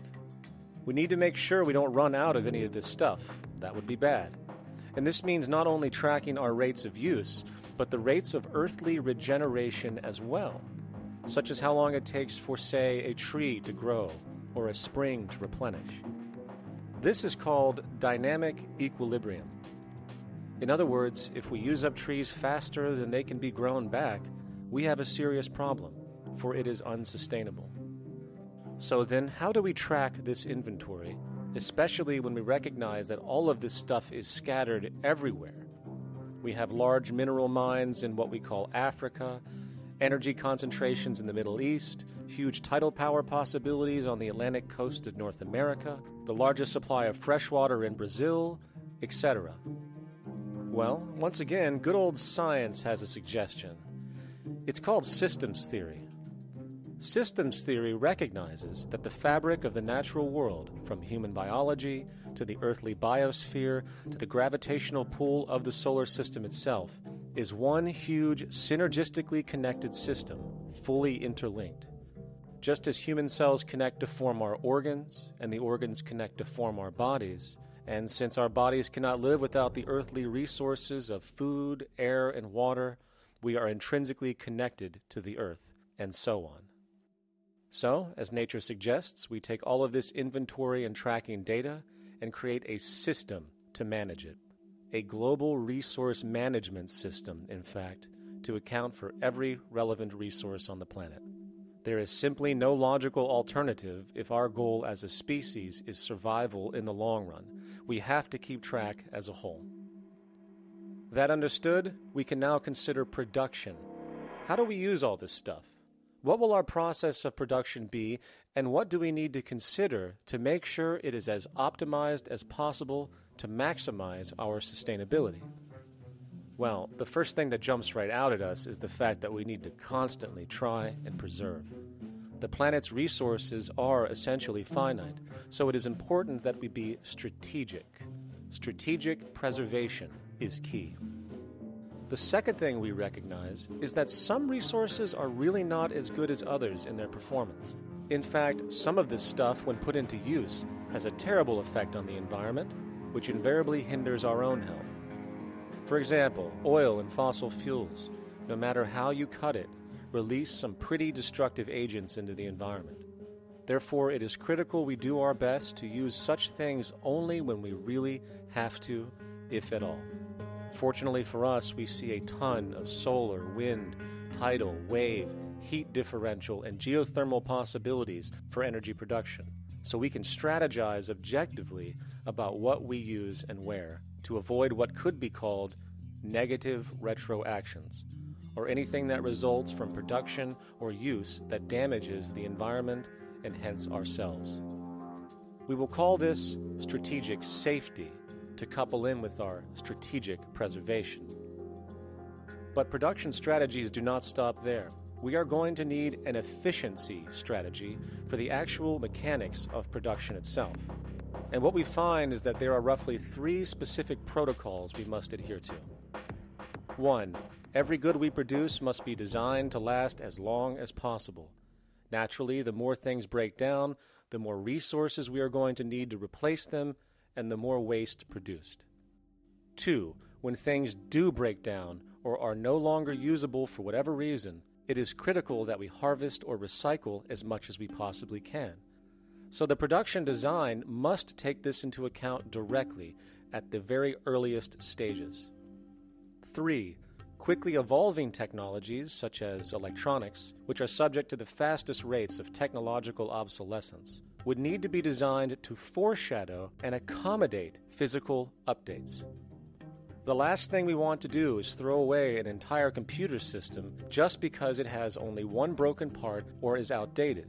So we simply design the components to be easily updated, part by part, standardized and universally interchangeable, foreshadowed by the current trend of technological change. And when we realize that the mechanisms of strategic preservation, strategic safety, and strategic efficiency are purely technical considerations, devoid of any human opinion or bias, we simply program these strategies into a computer which can weigh and calculate all the relevant variables, allowing us to always arrive at the absolute best method for sustainable production based on current understandings. And while that might sound complex, all it is a glorified calculator. Not to mention, such multivariate decision-making and monitoring systems are already used across the world today for isolated purposes. It is simply a process of scaling it out. So, now we not only have our resource management system, but also a production management system, both of which are easily computer automated to maximize efficiency, preservation, and safety. The informational reality is that the human mind, or even a group of humans, cannot track what needs to be tracked. It must be done by computers, and it can be. And this brings us to the next level, distribution. What sustainability strategies make sense here?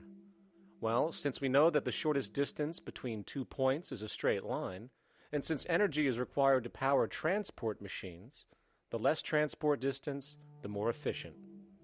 Producing goods in one continent and shipping them over to another only makes sense if the goods in question simply cannot be produced in the target area.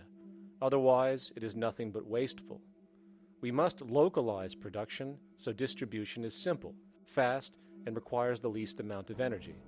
We'll call this the proximity strategy. which simply means we reduce the travel of goods as much as possible, whether raw materials or finished consumer products.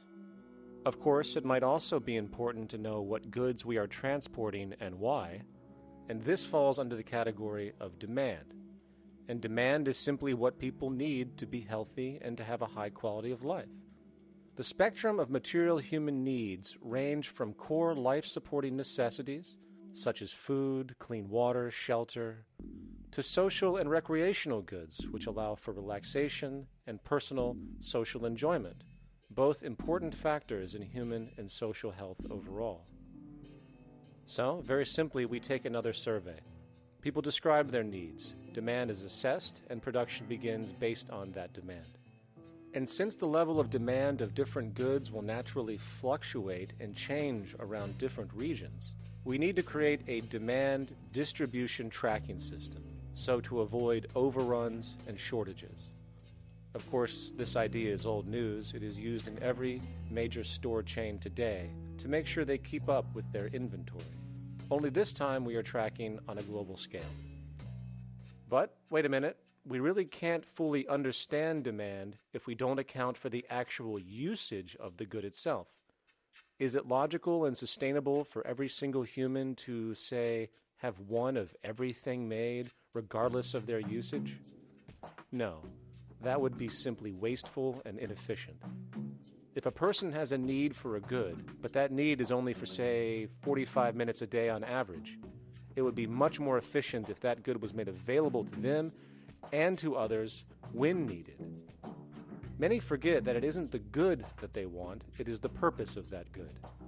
When we realize that the good itself is only as important as its utility, we see that external restriction, or what we might call today ownership, is extremely wasteful and environmentally illogical in a fundamental economic sense. So, we need to devise a strategy called strategic access. This would be the foundation of our demand distribution tracking system, which makes sure we can meet the demand of the population's needs for access of whatever they need when they need it. And as far as physically obtaining the goods, centralized and regional access centers all make sense for the most part, placed in close proximity to the population, and a person would simply come in, take the item, use it, and when finished, return it when it is no longer needed. Sort of how a library works today. In fact, these centers could not only exist in the community in the way we see local stores today, but specialized access centers would exist in specific areas where often certain goods are utilized, saving more energy with less repeat transport. And once this demand tracking system is in order, it is tied into our production management system, and of course into our resource management system, hence creating a unified, dynamically updating, global economic management machine that simply makes sure we remain sustainable, starting with securing the integrity of our finite resources, moving to make sure we only create the best, most strategic goods possible, while distributing everything in the most intelligent and efficient way. And the unique result of this preservation-based approach, which is intuitively counter to many, is that this logical, ground-up, empirical process of preservation and efficiency, which can only define true human sustainability on this planet, would likely enable something never before seen in human history. Access abundance, not just for a percentage of the global population, but the entire civilization. This economic model, as was just generalized, this responsible systems approach to total Earth resource management and processes, designed again to do nothing less than take care of humanity as a whole in the most efficient and sustainable way, could be termed a resource-based economy. The idea was defined in the 1970s by structural engineer Jacques Fresco. He understood back then that society was on a collision course with nature and itself, unsustainable on every level. And if things didn't change, we would destroy ourselves one way or another. Are all these things you're saying, Jacques, could they be built with what we know today, or are some of these things, are you guessing based on what we know today? No. All of these things can be built with what we know today. It would take 10 years to change the surface of the earth, to rebuild the world into a second Garden of Eden. The choice lies with you. The stupidity of a nuclear arms race, the development of weapons, trying to solve your problems politically by electing this political party or that political party, that all politics is immersed in corruption. Let me say it again. Communism, socialism, fascism, the Democrats, the liberals, we want to absorb human beings. All organizations that believe in a better life for man, there are no Negro problems or Polish problems or Jewish problems or Greek problems or women's problems. They're human problems. I'm not afraid of anybody. I don't work for anyone. No one can discharge me. I have no boss. I am afraid to live in the society we live in today. Our society cannot be maintained by this type of incompetency. It was great, the free enterprise system, about 35 years ago. That was the last of its usefulness. Now we've got to change our way of thinking or perish. The horror movies of the future will be our society, the way it didn't work. And politics would be part of a horror movie. Lots of people today use the term cold science because they're analytical. And they don't even know what analytical means. Science means closer approximations of the way the world really works. So it's telling the truth, is what it is. A scientist doesn't try to get along with people. They tell them what their findings are. They have to question all things. And if some scientist comes up with an experiment that shows certain materials have certain strength, other scientists have to be able to duplicate that experiment and come up with the same results. Even if a scientist feels that an airplane wing, due to mathematics or calculations, can hold up a given amount of weight, they still pile sandbags on it to see when it breaks. And they say, you know, my calculations are right, or they're not correct. I love that system because it's free of bias and free of thinking that math can solve all the problems. You have to put your math to test also. I think that every system that can be put to test should be put to test, and that all decisions should be based upon research. A resource-based economy is simply the scientific method applied to social concern, an approach utterly absent in the world today. Society is a technical invention, and the most efficient methods of optimized human health, physical production, distribution, city infrastructure, and the like reside in the field of science and technology, not politics or monetary economics. It operates in the same systematic way as, say, an airplane, and there is no Republican or liberal way to build an airplane. Likewise, nature itself is the physical referent we use to prove our science, and it is a set system, emerging only from our increased understanding of it. In fact, it has no regard for what you subjectively think or believe to be true. Rather, it gives you an option. You can learn and fall in line with its natural laws and conduct yourself accordingly, invariably creating good health and sustainability, or you can go against the current to no avail. It doesn't matter how much you believe you can just stand up right now and walk on the wall next to you. The law of gravity will not allow it. If you do not eat, you will die. If you are not touched as an infant, you will die. As harsh as it may sound, nature is a dictatorship, and we can either listen to it and come in harmony with it, or suffer the inevitable adverse consequences.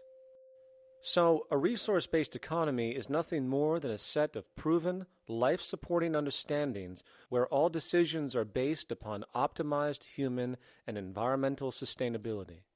It takes into account the empirical life ground, which every human being shares as a need, regardless, again, of their political or religious philosophy. There is no cultural relativism to this approach. It isn't a matter of opinion. Human needs are human needs, and having access to the necessities of life, such as clean air, nutritious food, and clean water, along with a positively reinforcing, stable, nurturing, and non-violent environment, is demanded for our mental and physical health, our evolutionary fitness, and hence the species' survival itself. A resource-based economy would be based upon available resources. You can't just bring a lot of people to an island or build a city of 50,000 people without having access to the necessities of life. So when I use the term a comprehensive systems approach, I'm talking about doing an inventory of the area first and determining what that area can supply, not just architectural approach, not just design approach, but design must be based on all of the requirements to enhance human life. And that's what I mean by an integrated way of thinking. Food, clothing, shelter, warmth, love, all those things are necessary. If you deprive people of any of them, you have a lesser human being, less capable of functioning. As previously outlined, a resource-based economy's ground-up, global, systems approach to extraction, production, and distribution is based upon a set of true economic mechanisms, or strategies, which guarantee efficiency and sustainability in every area of the economy. So, continuing this train of thought regarding logical design, what is next in our equation? Where does all this materialize? Cities. The advent of the city is a defining feature of modern civilization. Its role is to enable efficient access to the necessities of life, along with increased social support and community interaction. So how would we go about designing an ideal city? What shape should we make it? Square? Trapezoid? Well, given we're going to be moving around the thing, we might as well make it as equidistant as possible for ease, hence the circle.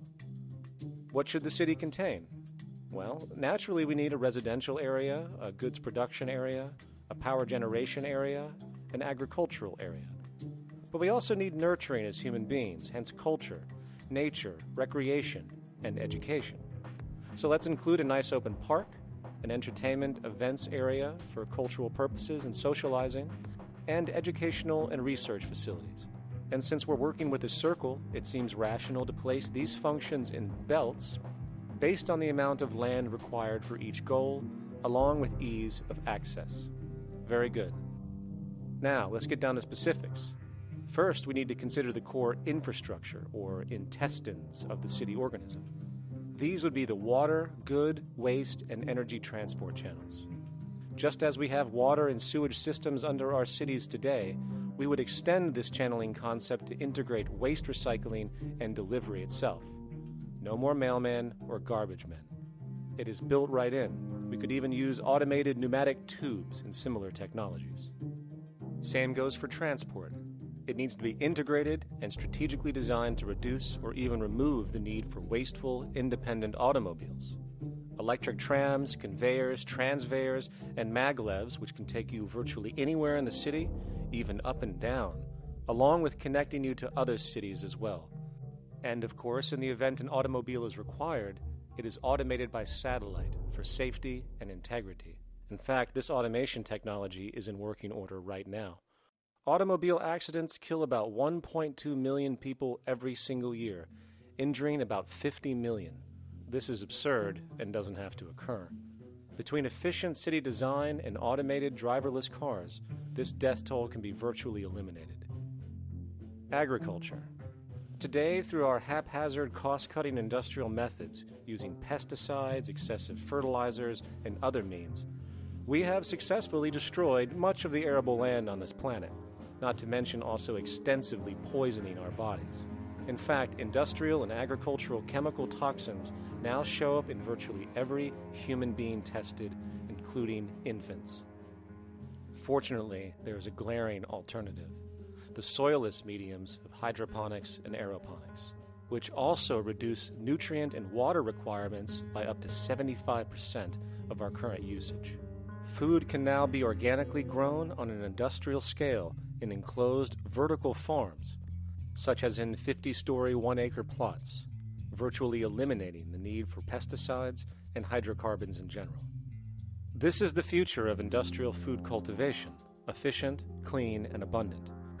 So, such advanced systems would be, in part, what comprise our agricultural belt, producing all the food required for the entire city's population, with no need to import anything from the outside, saving time, waste, and energy. And speaking of energy, the energy belt would work in a systems approach to extract electricity from our abundant renewable mediums. specifically wind, solar, geothermal, and heat differentials, and if near water potentials, tidal and wave power. To avoid intermittency and make sure a positive net energy return occurs, these mediums would operate in an integrated system, powering each other when needed, while storing excessive energy to large supercapacitors under the ground, so nothing can go to waste. And not only does the city power itself, particular structures will also power independently and generate electricity through photovoltaic paints, structural pressure transducers, the thermocouple effect, and other current but underutilized technologies. But of course, this begs the question, how does this technology and goods in general get created in the first place? This brings us to production. The industrial belt, apart from having hospitals and the like, would be the hub of factory production. Completely localized overall, it would of course obtain raw materials by way of the global resource management system just discussed, with demand being generated by the population of the city itself. As far as the mechanics of production, we need to discuss a new, powerful phenomenon which was sparked very recently in human history and is on pace to changing everything. It's called mechanization, or the automation of labor. Well, if you look around you, you'll notice that almost everything that we use today is built automatically. Your shoes, your clothes, your home appliances, your car, and so on, they are all built by machines in an automatic way. Can we say that the society has not been influenced by these major technological advancements? Of course not. These systems really dictate new structures and new needs, and they make a lot of other things obsolete. So we've been going up in the development and use of technology in an exponential way. So definitely automation is going to continue. You cannot stop technologies that just make sense. Labor automation through technology is at the bottom of every major social transformation in human history. From the agricultural revolution and the invention of the plow, to the industrial revolution and the invention of the powered machine, to the information age we live in now through essentially the invention of advanced electronics and computers. And with regard to advanced production methods today, mechanization is now evolving on its own, moving away from the traditional method of assembling component parts into a configuration into an advanced method of creating entire products in one single process. Like most engineers, I'm fascinated by biology because it's so full of examples of extraordinary pieces of engineering. And absolutely, what biology is the study of things that copy themselves. Of course, that's good a definition of life as we've got. Again, as an engineer, I've always been intrigued by the idea of machines that would copy themselves. RetRap is a three-dimensional printer. That's to say, it's a printer that you plug into a computer, and instead of making two-dimensional sheets of paper with patterns on, it makes real, physical, three-dimensional objects. Now, there's nothing new about that. 3D printers have been around for about 30 years. Big thing about RetRap is that it prints most of its own parts. So if you've got one, you can make another one and give it to a friend, as well as being able to print lots of useful things. From the simple printing of basic household goods in your home, to the printing of an entire automobile body in one swoop, advanced automated 3D printing now has the potential to transform virtually every field of production, including home construction. Contour crafting is actually a fabrication technology, the so-called 3D printing, when you directly build a 3D object from a computer model. Using contour crafting, it will be possible to build a 2,000 square foot home entirely by the machine in one day. The reason that people are interested in automating construction is that it really brings a lot of benefits. For example, construction is pretty labor intensive, and although it provides job for a sector of the society, it also has issues and complications. For example, construction is the most dangerous job that there is. It is worse than mining and agriculture. It has got the highest level of fatality almost in every country. Another issue is the waste. An average home in the United States has 3 to 7 tons of waste. So this is huge if we look at the impact of construction and knowing that about 40% of all materials in the world are used in construction. So big waste of energy and resources and big damage to the environment as well. Making homes using hammers and nails and wood with the state of our technology today is really absurd and will go the way of our labor class in regards to manufacturing in the United States. Recently, there was a study by economist David Autor of MIT that states that our middle class is obsolete and being replaced by automation. Quite simply, mechanization is more productive, efficient, and sustainable than human labor in virtually every sector of the economy today. Machines do not need vacations, breaks, insurance, pensions, and they can work 24 hours a day every day. The output potential and accuracy compared to human labor is unmatched. The bottom line, repetitive human labor is becoming obsolete and impractical across the world, and the unemployment you see around you today is fundamentally the result of this evolution of efficiency in technology. For years, market economists have dismissed this growing pattern, which could be called technological unemployment, because of the fact that new sectors always seem to emerge to reabsorb the displaced workers. Today, the service sector is the only real hub left and currently employs over 80% of the American workforce, with most industrialized countries maintaining a similar proportion. However, this sector is now being challenged increasingly by automated kiosks, automated restaurants, and even automated stores. Economists today are finally acknowledging what they have been denying for years. Not only is technological unemployment exacerbating the current labor crisis we see across the world due to the global economic downturn, but the more the recession deepens, the faster the industries are mechanizing. The catch, which is not realized, is that the faster they mechanize to save money, the more they displace people, the more they reduce public purchasing power. This means that while the corporation can produce everything more cheaply, fewer and fewer people will actually have money to buy anything, regardless of how cheap they become. The bottom line is that the labor for income game is slowly coming to an end. In fact, if you take a moment to reflect on the jobs which are in existence today, which automation could take over right now if applied, 75% of the global workforce could be replaced by mechanization tomorrow.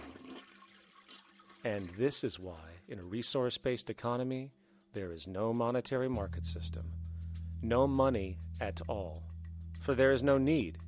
A resource-based economy recognizes the efficiency of mechanization and accepts it for what it offers. It doesn't fight it like we do today. Why? Because it is irresponsible not to, given any interest in efficiency and sustainability. And this brings us back to our city system. In the center is the central dome, which not only houses the educational facilities and transportation hub, it also hosts the mainframe that runs the city's technical operations. The city is, in fact, one big automated machine. It has sensors in all technical belts to track the progress of agriculture, energy gathering, production, distribution, and the like. Now, would people be needed to oversee these operations in the event of a malfunction or the like? Most probably yes, but that number would decrease over time as improvements continue. However, as of today, maybe 3% of the city population would be needed for this job when you break it down.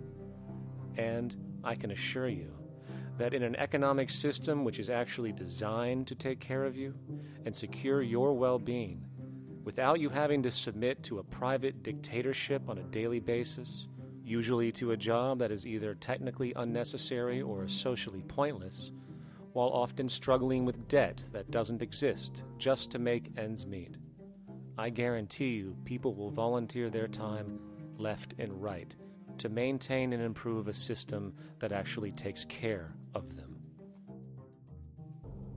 And coupled with this issue of incentive comes the common assumption that if there isn't some external pressure for one to work for a living, people will just sit around, do nothing, and turn into fat, lazy blobs.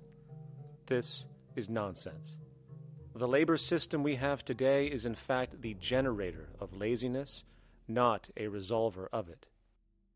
If you think back to when you were a child, full of life, interested in new things to understand, likely creating and exploring, but as time went on, the system pushed you into the focus of figuring out how to make money. And from early education to study at a university, you are narrowed, only to emerge as a creature which serves as a cog in a wheel in a model that sends all the fruits to the upper 1%. Scientific studies have now shown that people are, in fact, not motivated by monetary reward when it comes to ingenuity and creation. The creation itself is the reward.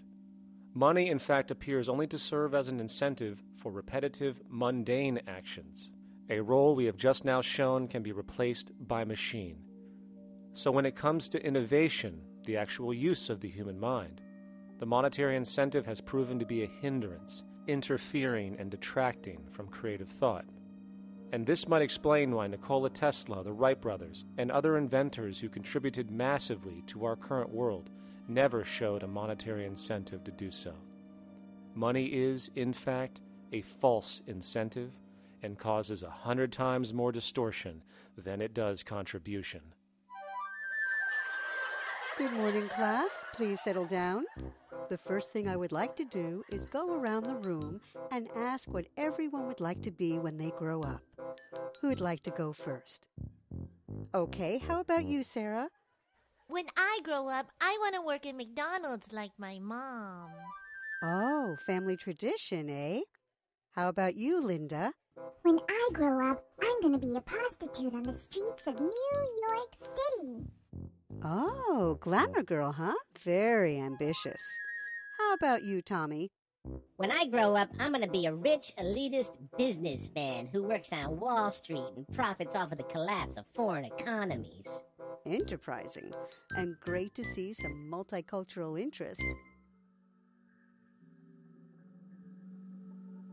As stated before, a resource-based economy applies the scientific method to social concern, and this isn't limited to simply technical efficiency. It also has the consideration of human and social well-being directly and what comprises it.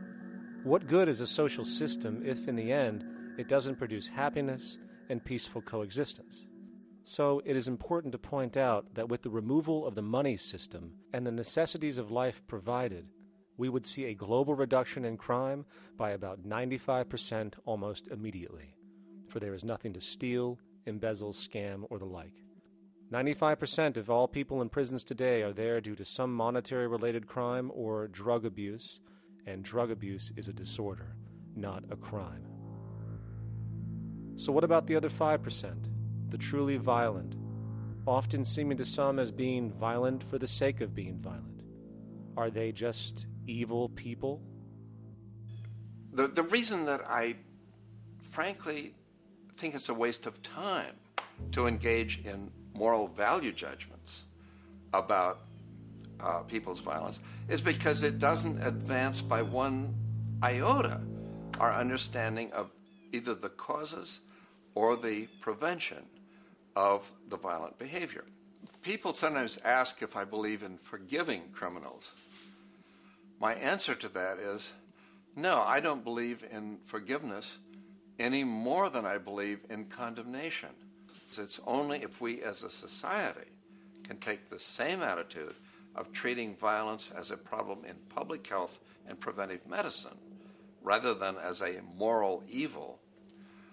It's only when we make that change in our own attitudes and assumptions and values that we will actually succeed in reducing the level of violence rather than stimulating it, which is what we do now. The more justice you seek, the more hurt you become, because there's no such thing as justice. There is whatever there is out there. That's it. In other words, if people are conditioned to be racist and bigots, if they're brought up in an environment that advocates that, why do you blame the person for it? They're a victim of a subculture. Therefore, they have to be helped. The point is, we have to redesign the environment that produces aberrant behavior. That's the problem, not putting a person in jail.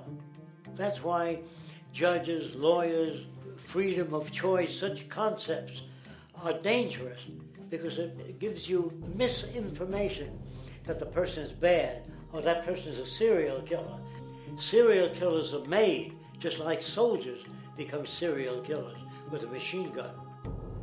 They become killing machines, but nobody looks at them as murderers or assassins, because that's natural. So we blame people. We say, well, this guy was a Nazi, he tortured Jews. No, he was brought up to torture Jews. Once you accept the fact that people have individual choices and they're free to make those choices, free to make choices means without being influenced. And I can't understand that at all. All of us are influenced in all our choices by the culture we live in, by our parents, and by the values that dominate. So we're influenced. So there can't be free choices. What's the greatest country in the world? The true answer, I haven't been all over the world, and I don't know enough about different cultures to answer that question. I don't know anybody that speaks that way. They say, it's good old USA, the greatest country in the world. There's no survey. Have you been to India? No. Have you been to England? No. Have you been to France? No. What do you make your assumptions on? They can't answer. They get mad at you. They say, well, goddamn it, who the hell are you to tell me what to think? You know, don't forget, you're dealing with aberrated people. They're not responsible for their answers. They're victims of culture. That means they've been influenced by their culture.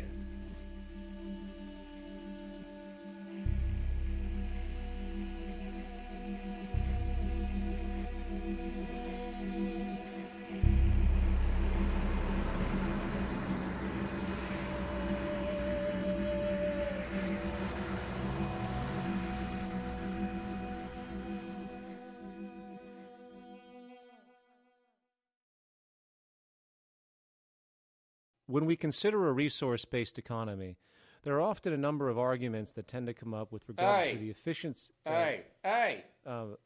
Now hold on just a minute. Yes? I know what this is. This is called Marxism, buddy. Stalin killed 800 billion people because of ideas like this. My father died in the gulag. Hold on. Communist, fascist.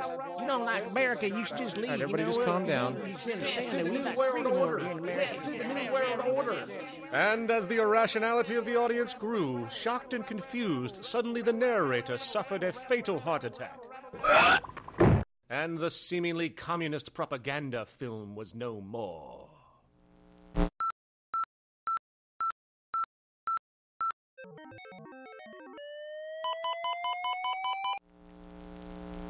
You know, I've said that sort of thing to people in think tank type of situations, and you know, these Club of Rome types and so forth. Marxist? What Marxist? Where did that come from?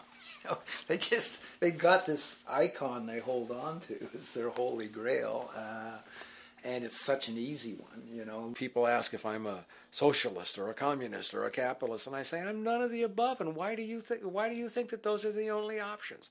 All of those political constructs were created by writers who assumed that we lived on a planet of infinite resources.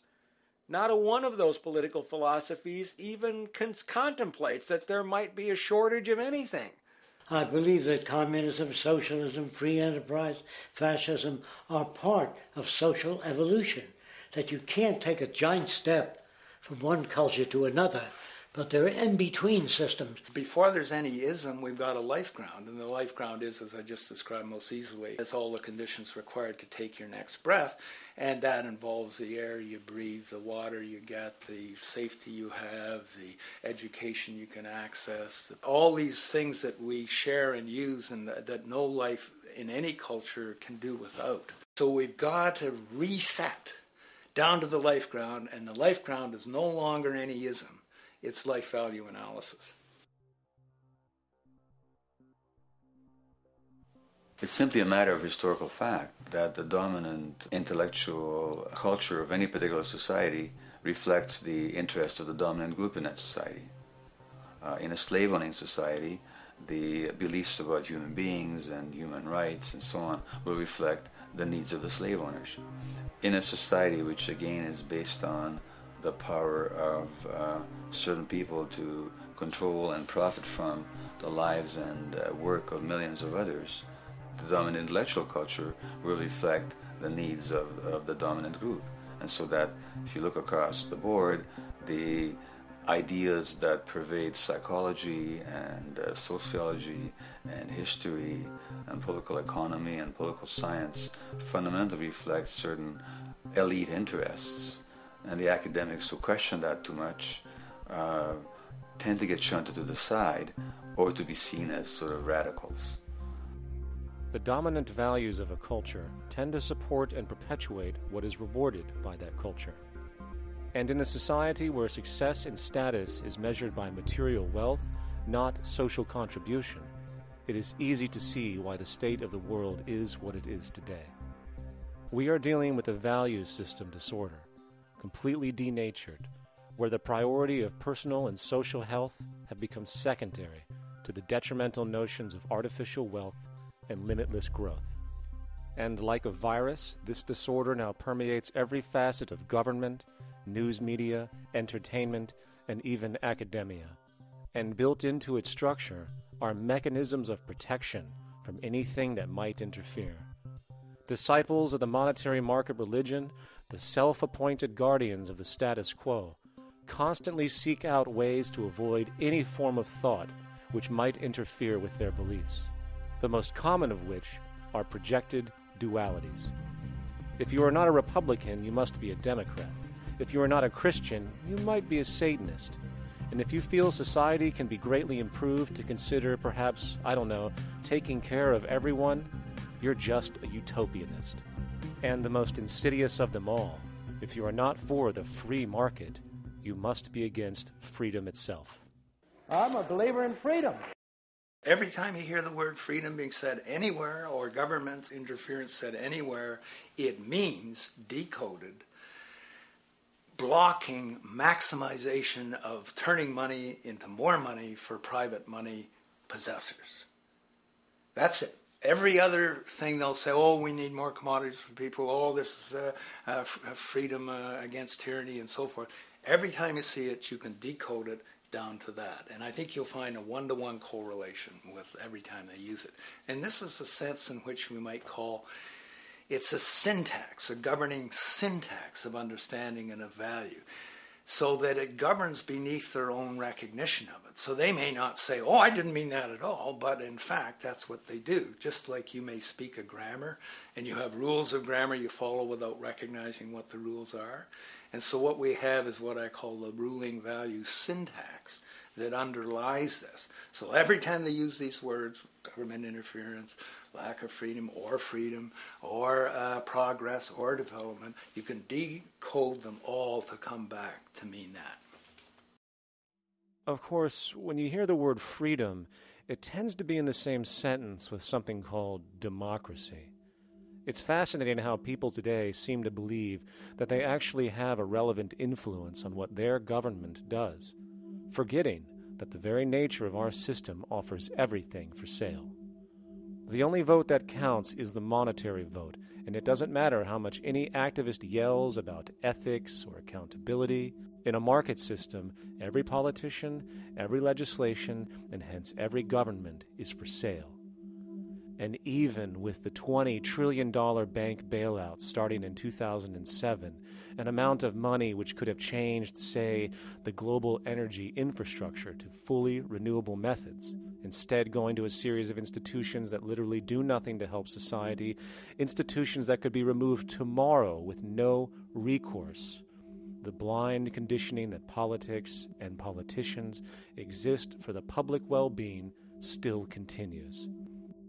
The fact is, politics is a business, no different than any other in a market system, and they care about their self-interest before anything else.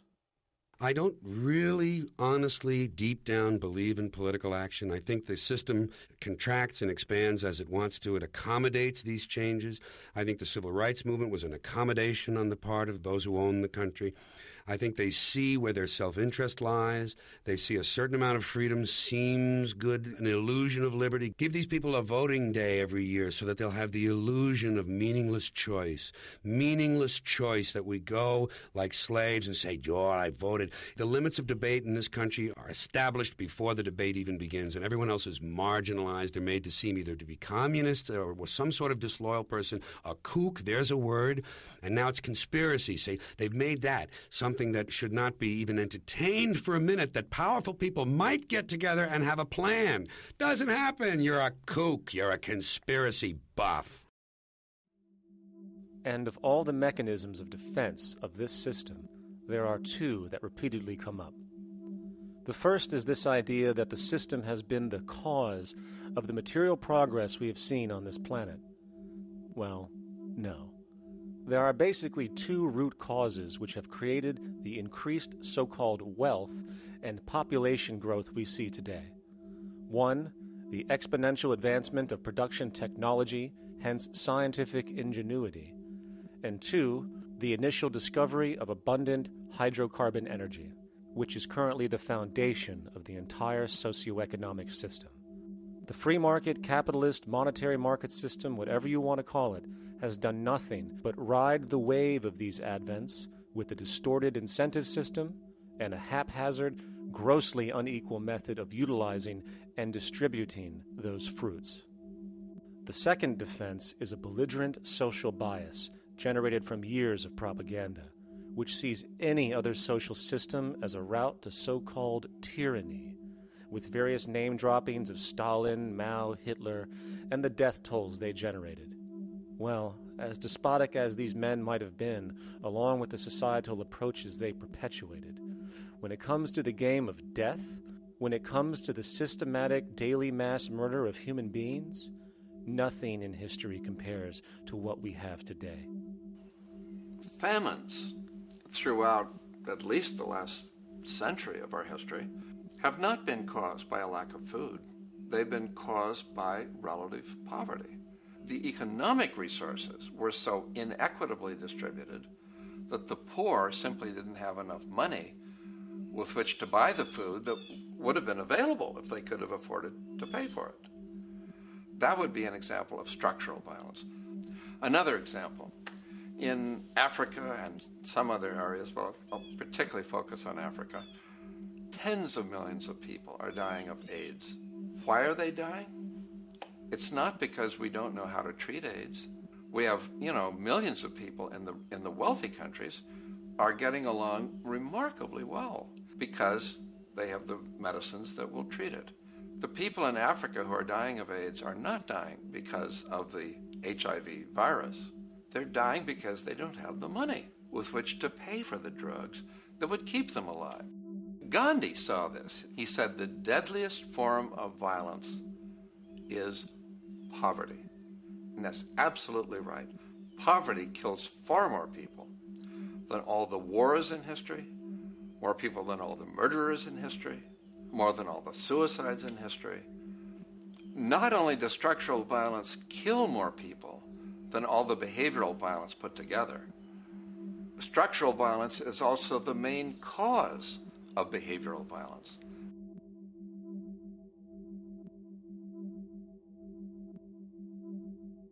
Oil is the foundation of, and it is present throughout the edifice of human civilization. There are 10 calories of hydrocarbon energy, oil, and natural gas in every calorie of food you and I eat in the industrialized world. Fertilizers are made from natural gas. Pesticides are made from oil. You drive oil-powered machines to plant, plow, irrigate, harvest, transport, package. You wrap the food in plastic, that's oil. All plastic is oil. There are 7 gallons of oil in every tire. Oil is everywhere. It's ubiquitous. And it's only because of oil that there are 7 billion people, or almost 7 billion people on this planet right now. The arrival of this cheap, easy energy, which is equivalent, by the way, to billions of slaves working around the clock, changed the world in such a radical way over the last century, and the population has gone up 10 times. But by 2050, oil supply is able to support less than half the present world's population in their present way of life. So the scale of adjustment to live differently is just enormous. The world is now using 6 barrels of oil for every barrel it finds. 5 years ago, it was using 4 barrels of oil for every barrel it finds. A year from now, it's going to be using 8 barrels of oil for every barrel it finds. What's disturbing to me is the lack of any real effort from governments worldwide or industry leaders worldwide to do something different. I mean, we have these sort of attempts to build more wind power and to maybe do something with tide. We've got attempts to make our cars a little bit more efficient. But there's nothing which really looks like a revolution coming along. These are all pretty minor. And that, I think, is pretty frightening. And the governments who are driven by these economists who don't really appreciate what we're talking about are trying to stimulate consumerism to restore past prosperity in the hope that they can restore the past. They're printing yet more money lacking any collateral at all. So if the economy improves and recovers and growth, famous growth comes back, it'll only be short-lived because within a short period of time, counted in months rather than years, it'll hit the supply barrier again. There'll be another price shock and a deeper recession. So I think we go into a series of vicious circles. So you have the economic growth going up, price spike, everything shuts down. That's where we are now.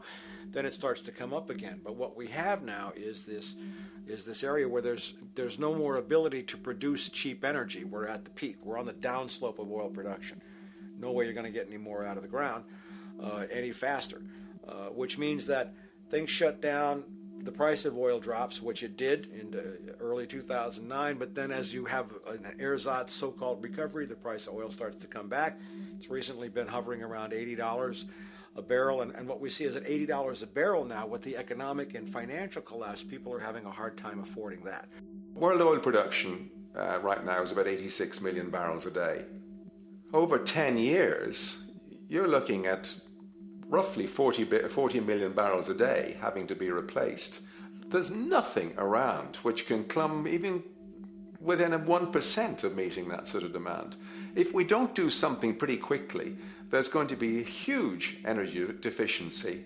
I think the big mistake is in not recognizing a decade or so ago that a concerted effort needed to be made to develop these sustainable forms of energy.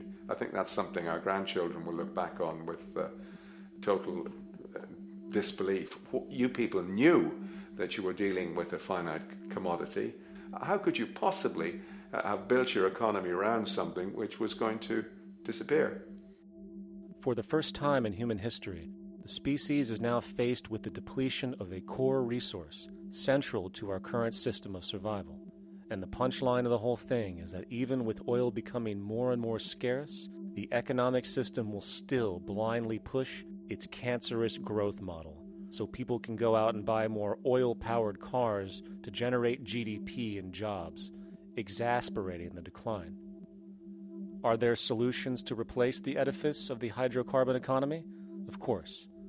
But the path needed to accomplish these changes will not manifest through the market system protocols required, since new solutions can only be implemented through the profit mechanism. People are not investing in renewable energies because there is no money in it in both the long and short term, and the commitment needed to make it happen can only occur at a severe financial loss. Hence, there is no monetary incentive, and in this system, if there's no monetary incentive, things do not happen.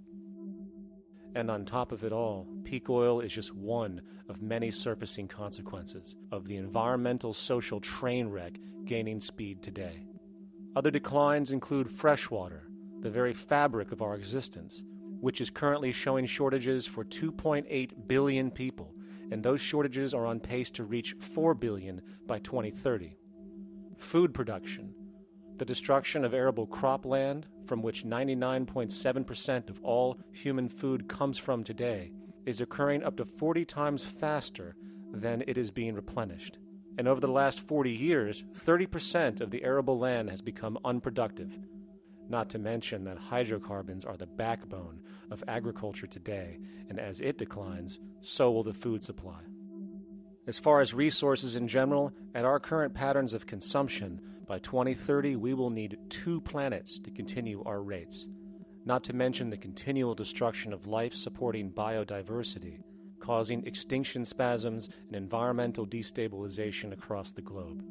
And with all of these declines, we have the near exponential population growth, where by 2030 there might be over 8 billion people on this planet. Energy production alone would need to increase 44% by 2030 to meet such demand. And again, since money is the only initiator of action, are we to expect that any country on the planet is going to be able to afford the massive changes needed to revolutionize agriculture, water processing, energy production, and the like, when the global debt pyramid scheme is slowly shutting the entire world down? Not to mention the fact that the unemployment you currently see is going to become normality due to the nature of technological unemployment. The jobs are not coming back. And finally, a broad social perspective. From 1970 to 2010, poverty on this planet doubled due to this system. And given our current state, do you honestly think we will see anything less than more doubling, more suffering, and more mass starvation? There is not going to be any recovery. This is not some long depression that we're someday going to pull out of.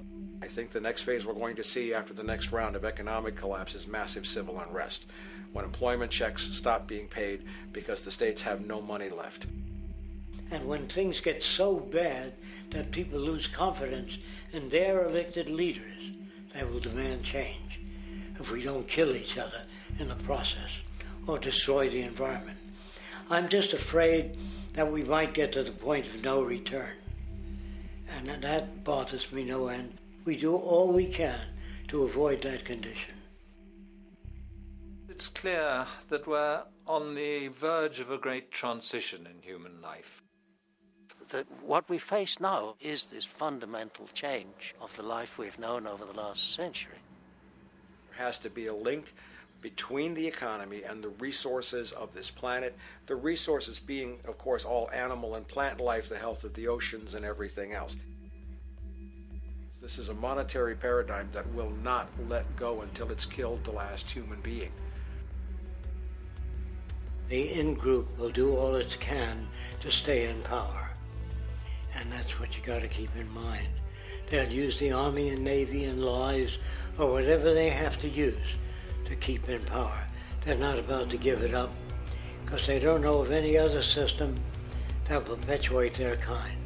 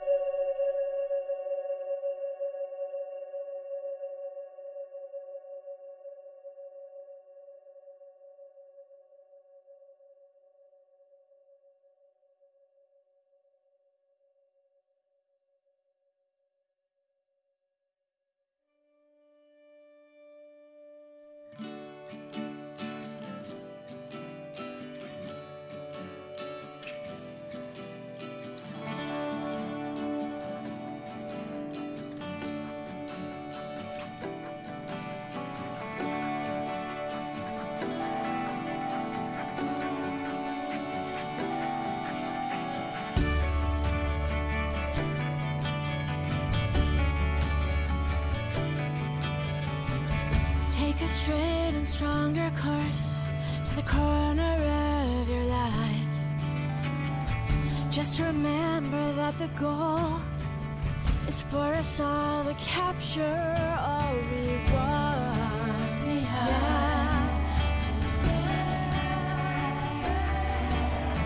Don't surround yourself with yourself. Move on back to squares. Send an instant karma to me, and I shall live with love and care for yourself. 'Cause it's time, this time, and time with your time, and this news is captured for the Queen to use.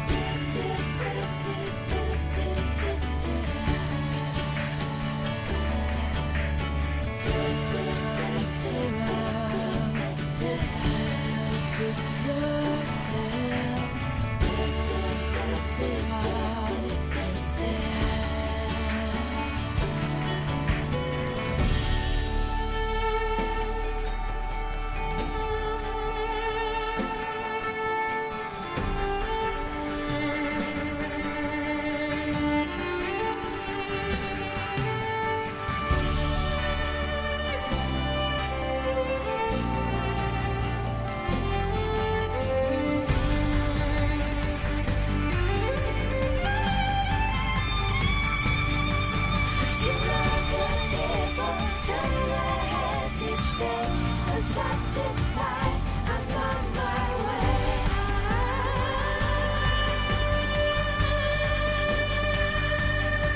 To see other people turn their heads each day. So satisfied, I'm on my way.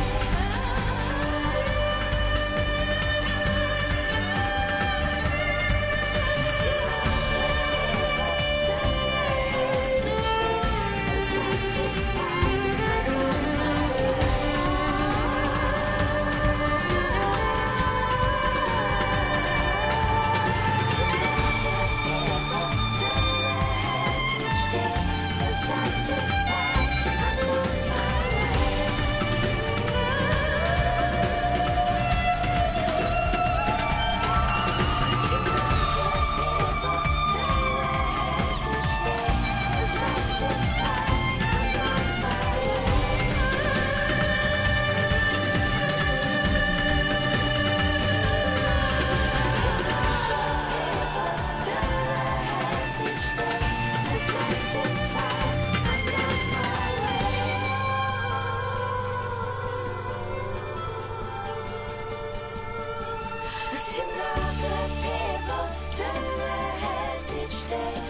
Satisfied, I'm on my way.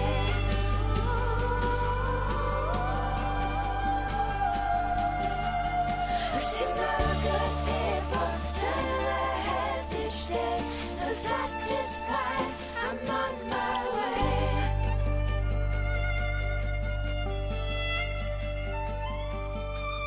I've seen the good people turn their heads each day.